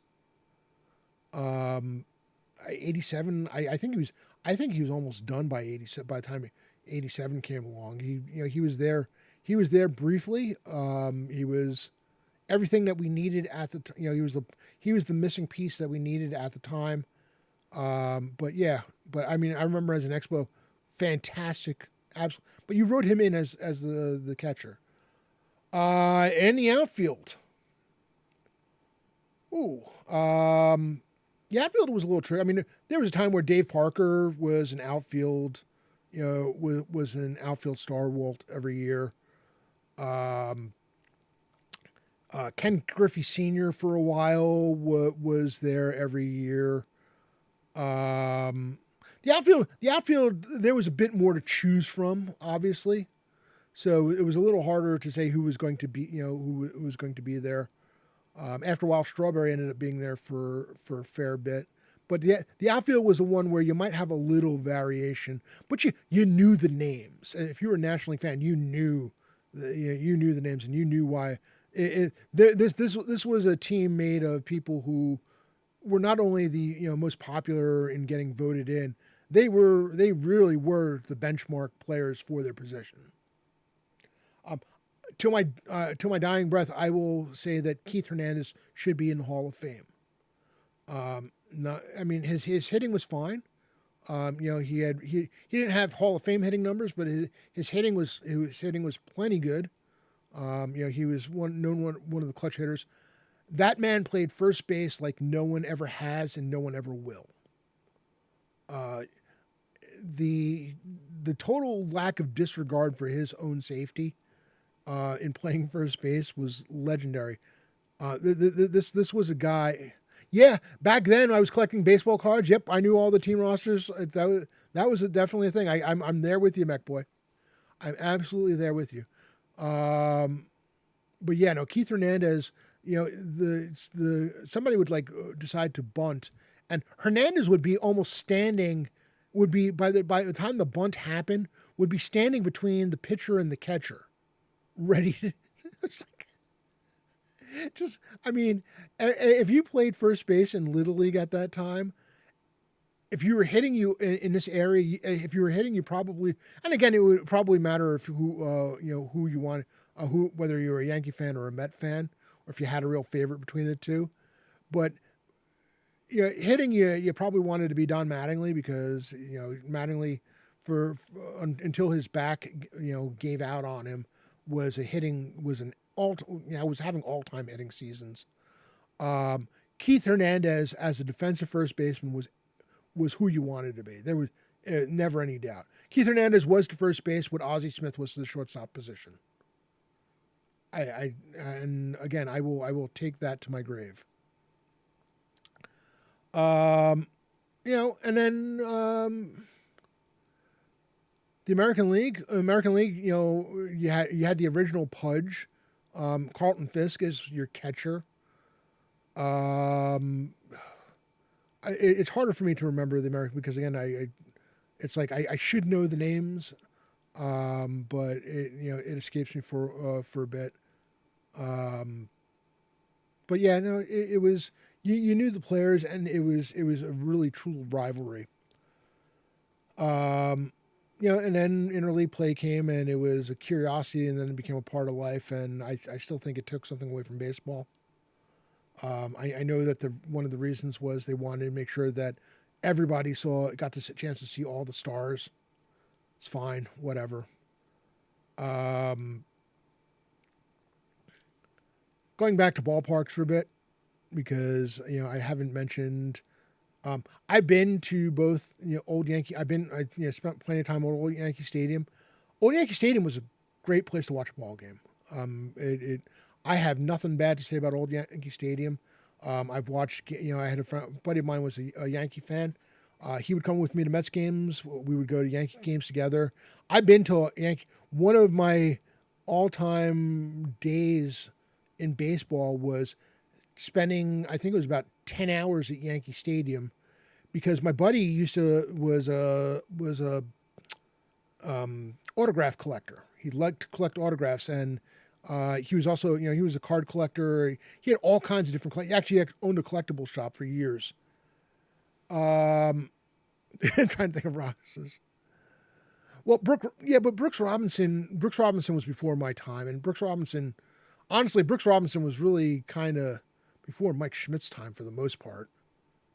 That was a long, long time ago. I mean, for a while you had, Craig Nettles at third base was one of them. With the Yankees. Oh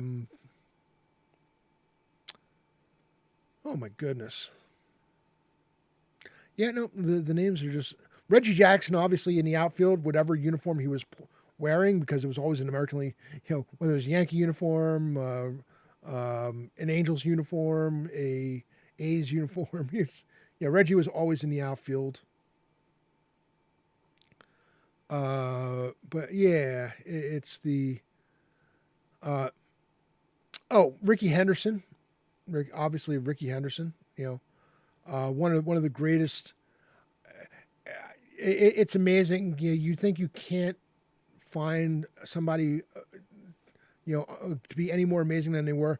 And then Ricky Henderson came to the Mets late in his career at a time where no man should be playing at his age, and no man should be playing the kind of game, the way he played the game that Ricky did when he came to New York. And for all his personality quirks, Ricky Henderson was just fantastic to watch in person. I'm grateful that he played a few years for the Mets and got to see him play there.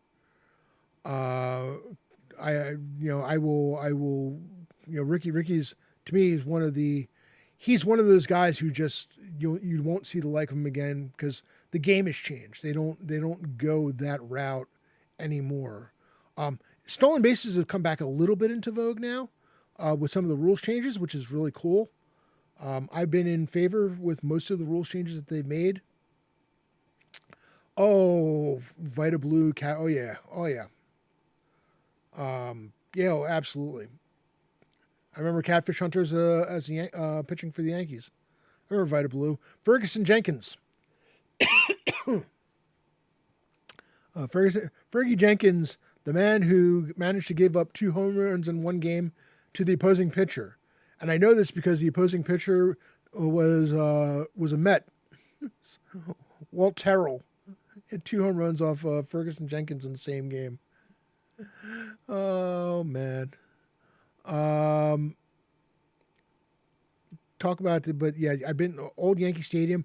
Monument Park in Old Yankee Stadium was one of the great things ever. And it's one of the things that I hate most about the new Yankee Stadium because it's just not the same. It's almost in hiding. You have to go find it. It's not out. Back in Old Yankee Stadium, it was out in left field behind whatever seats you had, and balls would go out there. But it was a great thing to watch before a game. I did a 10-hour day because my friend was a baseball collector. Oh, cool! Welcome back. We're still talking baseball.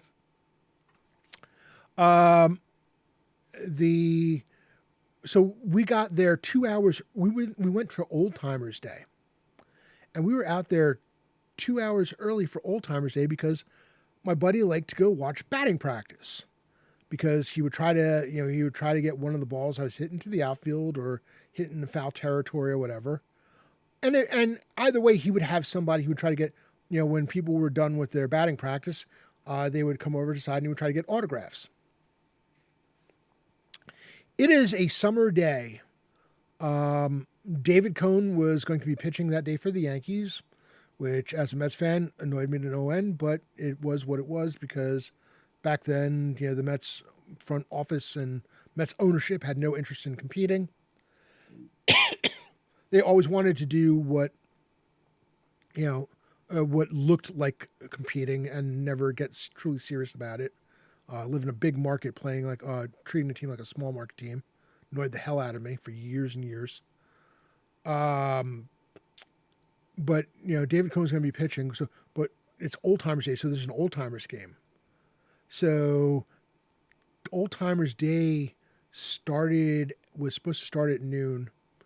The ceremony, and then they do like a 3-inning ball game with Yankee legends against, and it was kind of funny calling them Yankee legends because at that time, by the time we got there, the people who were playing were people that we grew up watching, which made us really feel old because it was like the 77 team was, I think this was this might have been in 2000. No, I'm not sure when we're, but it was like the 1997 team were the people that they had, that they were honoring.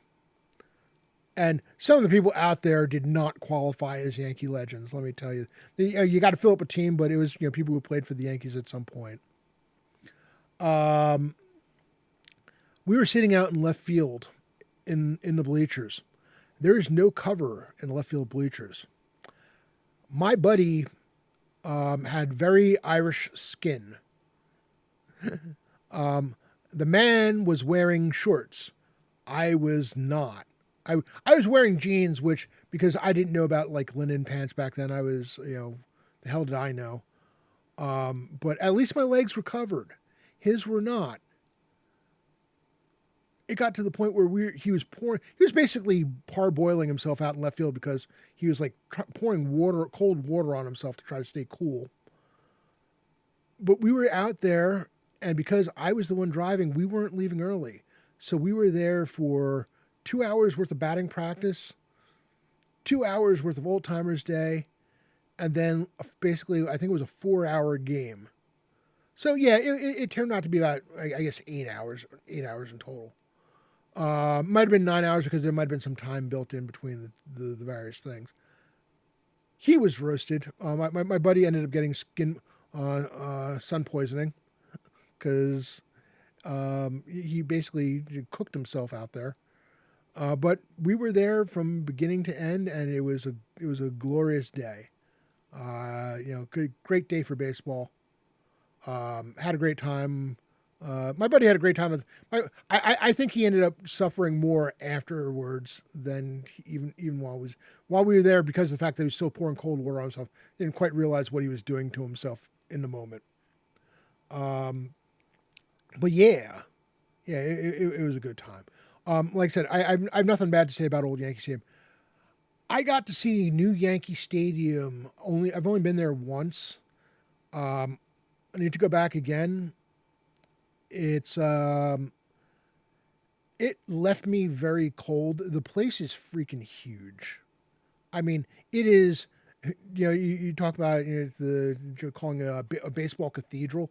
This place is compared to the standard ballpark these days. This place is a cathedral. It is massive, and one of the things it suffered from, first of all, because of the fact that it's new. On two, because it's so big, it is it was very, very plain in large parts of it. Now it doesn't help that the Yankees color scheme is a midnight blue, and then their home grays. So anything that they put up isn't exactly adding any dash of color to the place at all. It is like, I don't know what kind of stone they use, but like it's a limestone looking type thing. It's a monument of gray, and whatever gray there wasn't was midnight blue, which is not sprucing up the place at all. Once you get out to the seats, it looks. It looks like what I imagine old Yankee Stadium did before the renovations in the mid 70s or early 70s, I should say. It looks like it, and then there were certain shots where it looked like you just looked like Yankee Stadium Part 2. Like everybody had just torn elements out of the stadium and just rebuilt the insides of it. But Monument Park is not like readily visible. It's hidden off from view, which sucks. And they also put this pavilion out in dead center field, which I don't understand because it literally causes sight lines. If you were in bleacher seats in right field or in left, and if you were in the right field or left field bleachers, there was an obstruction put there on purpose that kept you from seeing half the outfield. I don't know who decided that was a good idea, but it was dumb. I didn't understand it, and I was like, why would you do that? I need to go back. One of these days, I'd like to go back and see what it looks like now because they've been there for. Sightline, basically, you had no visibility. Sightline is what you can see from your seat. And they talk about obstructed sight lines. It's a kind of common thing when you go to like an arena that is hosting hockey and basketball, if it's built for basketball, some of the sight lines in the arena we're going to, yeah, that there you go, stuff like that. The Texas Stadium where they decided to do an upper deck held up by by metal beams, the way they were in old stadiums, where you're automatically creating obstruction. You're creating obstructions on purpose, which I get the wanting the retro feel. That's just dumb. Just come on, just stop. What are you doing? What are you doing? But in new Yankee Stadium, a brand new. Otherwise, it I don't want. It's not an ugly ballpark, and once you're in your seat, the view is gorgeous.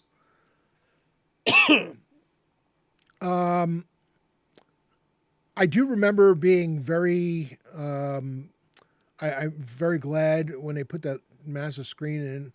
Actually, I think I might have been there more than once because I want to say I was there for one game where I did have the massive television screen in center field that I felt was a huge distraction. Which I haven't been to Citi Field since they put that new screen in too, so I'm curious as to whether or not I'm going to have the same feeling, or if I've gotten used to it. Yeah, it was. The stadium was brand new. There was. I love the fact that there's a lot of food choices, and I'm a very big fan of going trying out different food at different ballparks, which is one of the reasons Houston was so disappointing because there was nothing interesting being sold there at all. Even the stuff that even the Tex-Mex stuff that you thought you should get was sorely lacking in any variety. But yeah, no, they had interesting choices. The field level concourse was nice and wide, and you could walk around. It was a very big stadium. It was very new, and outside of sitting in the seats, and I mean I don't know how much of a complaint that really is because I'll be honest with you, Old Shea Stadium was nothing to look at. When you were walking the concourses. There might have been a little more color, and again, it helps that the Mets colors were basically a standard regular blue. I don't know. I don't remember what color shade that color blue is the Mets use, but it's definitely a brighter blue, and orange, and it had much more. There's much more character to it, and the Mets would like hang stuff all around. There'd be banners hanging of different players. And such. The Old Shea Stadium, but it was Old Shea Stadium. Shea Stadium for me was being a kid, and we would sit. We didn't sit in field level. Funny thing about Shea Stadium, the best seats in that ballpark, if you weren't sitting like behind home plate, were in the upper deck. You had the best view of everything. Part of the problem with Shea Stadium was it was originally built to be dual purpose. It was built to host both not the Yankees, it was built to host the Mets as well as the Jets.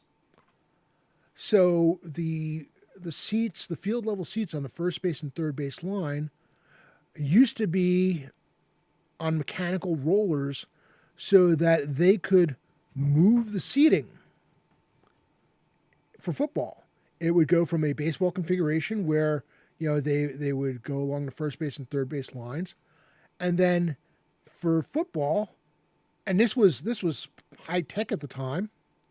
The seats would roll out, so it would basically form the seating for the sideline seating.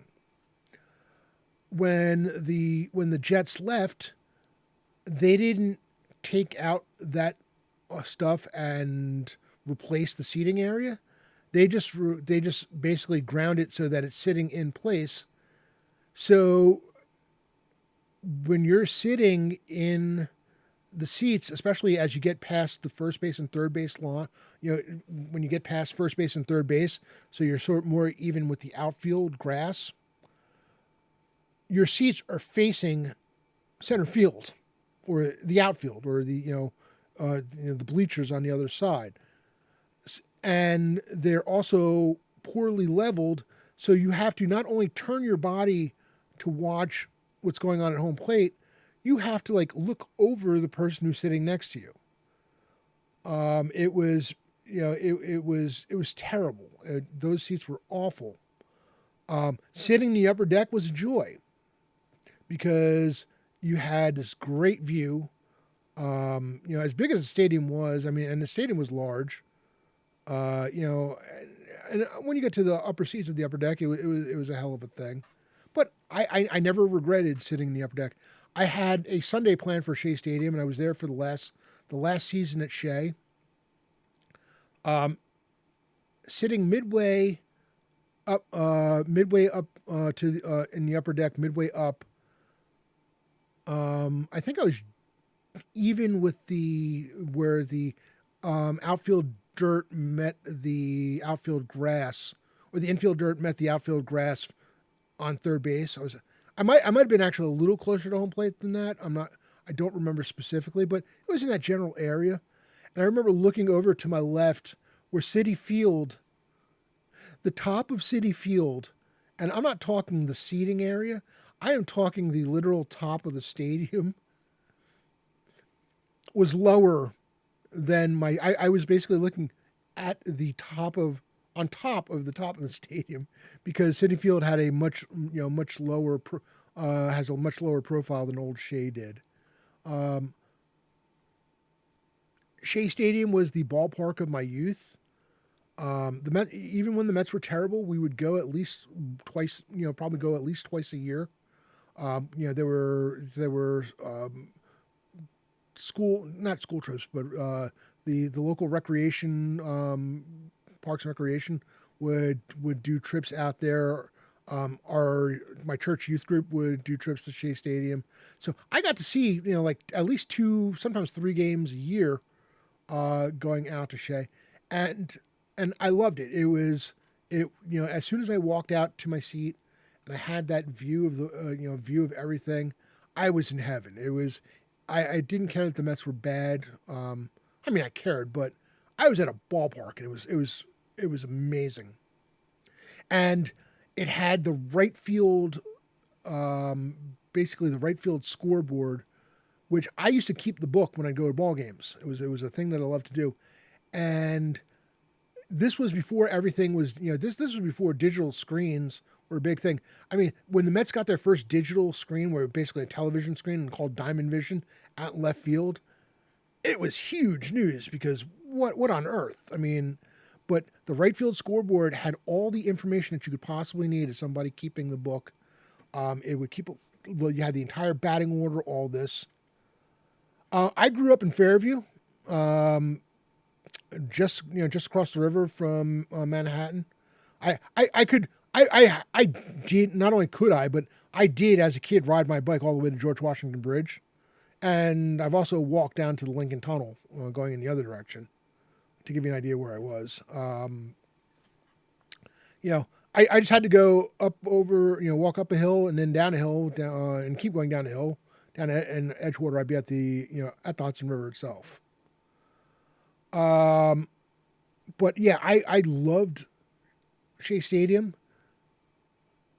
Strangely enough, and part of it had to do with the fact that they multiple seasons they just lost it in the last thing. I was there for the last game at Shea Stadium. I wasn't feeling all that well at the time.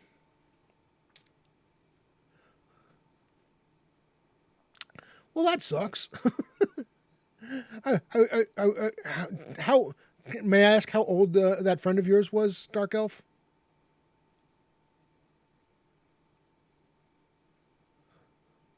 Because it's always interesting meeting somebody from Fairview, or knowing somebody who knows somebody from Fairview. Because Fairview is 1 square mile, 1/3 of which is taken up by cemetery, and it's on a hill, and the cemetery is on the hill as well. So we have Upper Fairview and Lower Fairview, which, when you consider, like I said, the town is 1 square mile, is just ridiculous. Yeah. Oh man, I never got to experience a playoff game at Shea Stadium. which kind of sucks because I would have been with the Sunday plan I had. I would have been eligible. Had all right, yeah, no, that would have been unless they had like an much older sibling, I probably would not have known her. I was, you know, by the time by the time she was in her 20s, I was had already moved out. Yeah, I was there for the last game of the season. It's the second season in a row. It was the second season in a row where they had a pitcher pitch the game of his life, and then they blew it on the last day of the season. Curse you, Miami Marlins, and curse you, Mets, for just like being awful. But having a Sunday plan, and then I had the Sunday plan the first year at Citi Field. And I was in my seats in Citi Field for that first year. Was in left field. I was in the upper deck. I was for the 2 seats away, so I was basically like the third seat from the left field foul pole. Interestingly enough, the first game I went to I talked about New Yankee Stadium.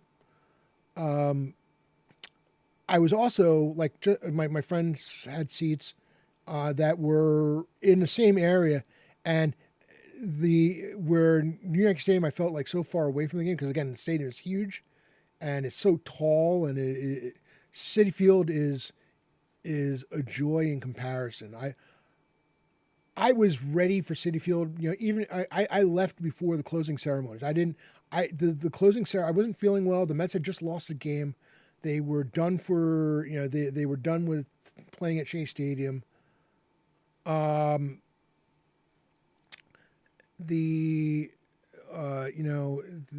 was the second year of being miserable. The game was frustrating as hell, and it was taking too long for them to set up. Like I was there for a good 20 minutes or so after the game ended, and they were still trying to get set up for the closing down festivities.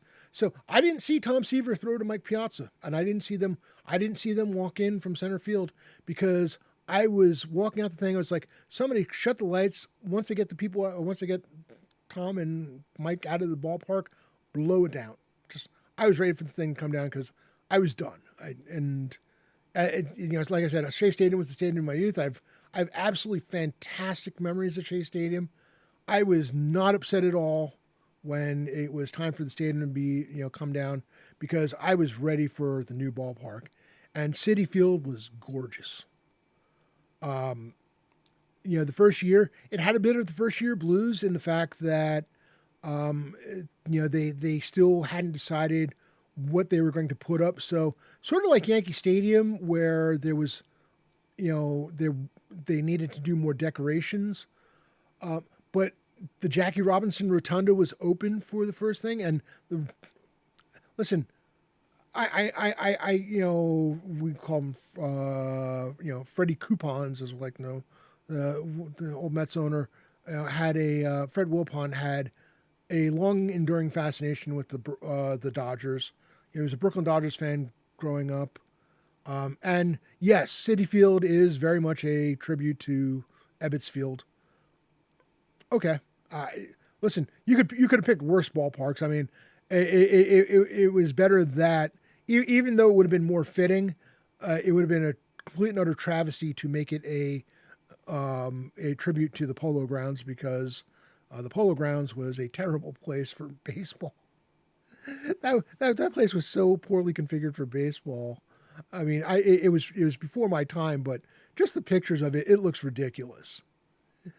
They theoretically had the seats a certain color, the green seats for, they went from blue seating to green seating as a tribute to Polo Grounds. Like, I'm thinking more of the lot of black, in the color scheme.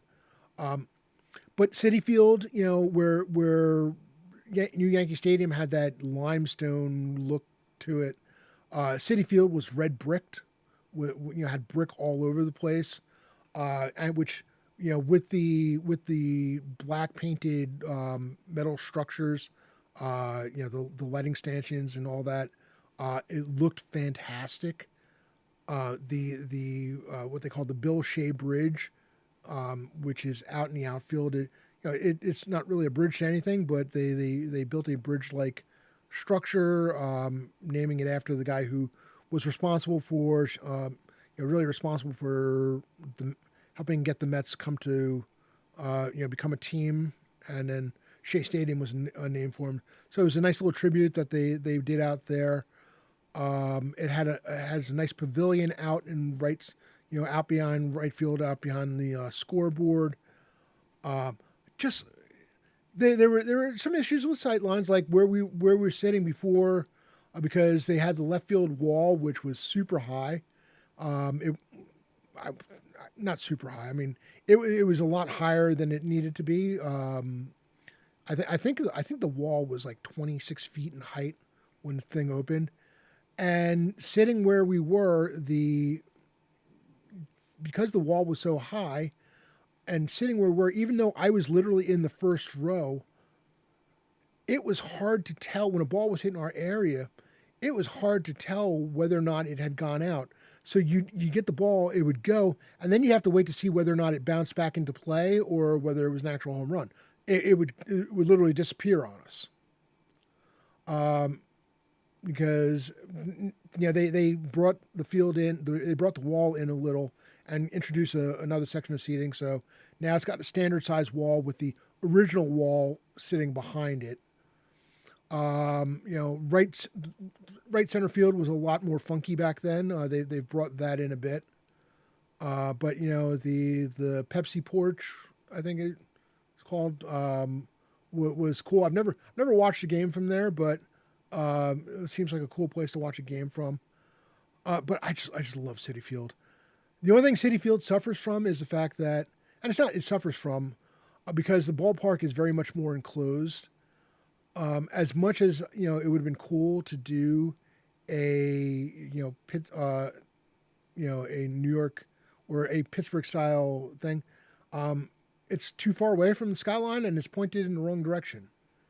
Because it's on the wrong side. You couldn't have it pointed at the New York skyline if you wanted to.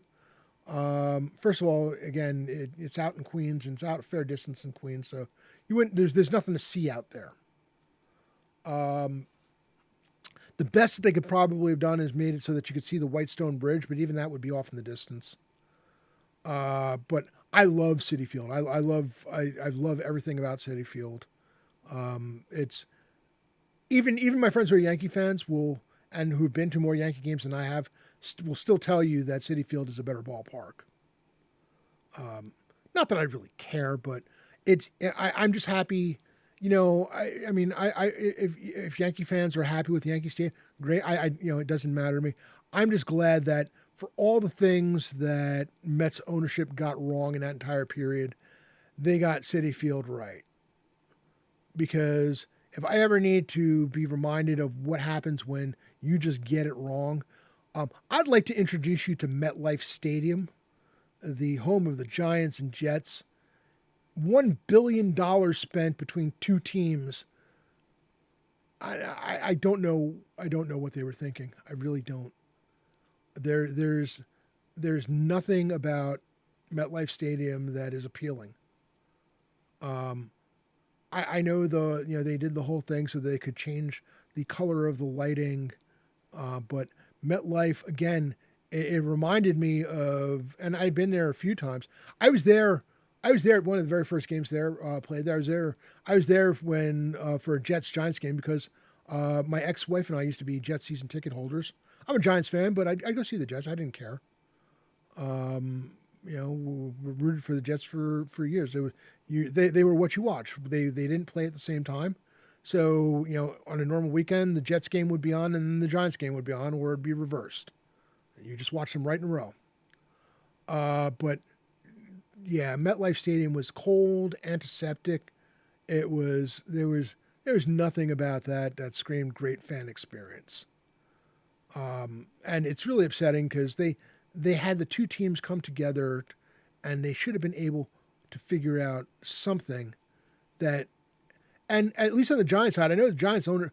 I listen. I love Giants ownership, but they because I know they give a damn. It's a family run business, and it's been in the family since, at least on the Mara side, it's been in the Mara family since the Giant. It's kind of like the Steelers. When the Steelers with the Rooneys, the Giants with the Maras. Basically since inception, and back in the 20s. Oh, absolutely. I'd be happy to, Dark Elf. But yeah, no, I love Citi Field. And suddenly, for a session that we had nothing to talk, thing in search of a topic, we've I think we've hit a record for Thursday nights. It is now 9 o'clock here on the East Coast, and the funny thing is, I don't even know who we're going to rain to. We need to do the giveaway. Because everybody was hanging out for 2 hours, I am going to do 2 giveaways because, again, I've missed a couple of weeks. So I have, I have an extra coupon to earn. Before we do that, let me figure out who we are going to raid. Who's in my list?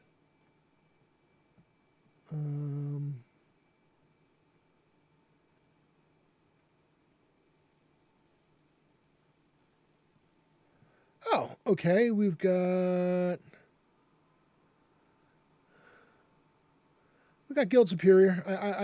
I think we're gonna raid it. Actually, let me see if there's anybody else because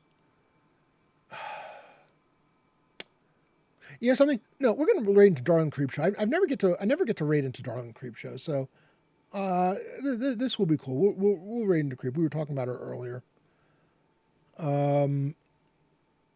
So that's awesome. All right. One more time for the giveaway. Exclamation point ticket to enter. It is a $10 gift card toward any digital products on the Troller Games website. Just so you're aware, if you are the kind of person like I am, where you like having the physical product as well as the PDF, while it will not work on the physical product alone, if you do the PDF plus physical print, the coupon will work. So, a little special information on that. But yeah, let's close the giveaway.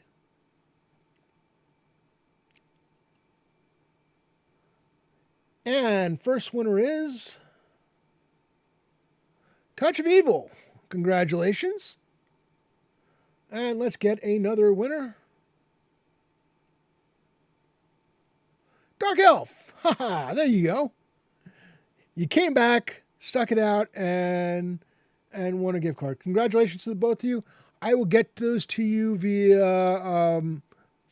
I'll get those to you via Discord. I want to thank everybody for hanging out and listening to me ramble about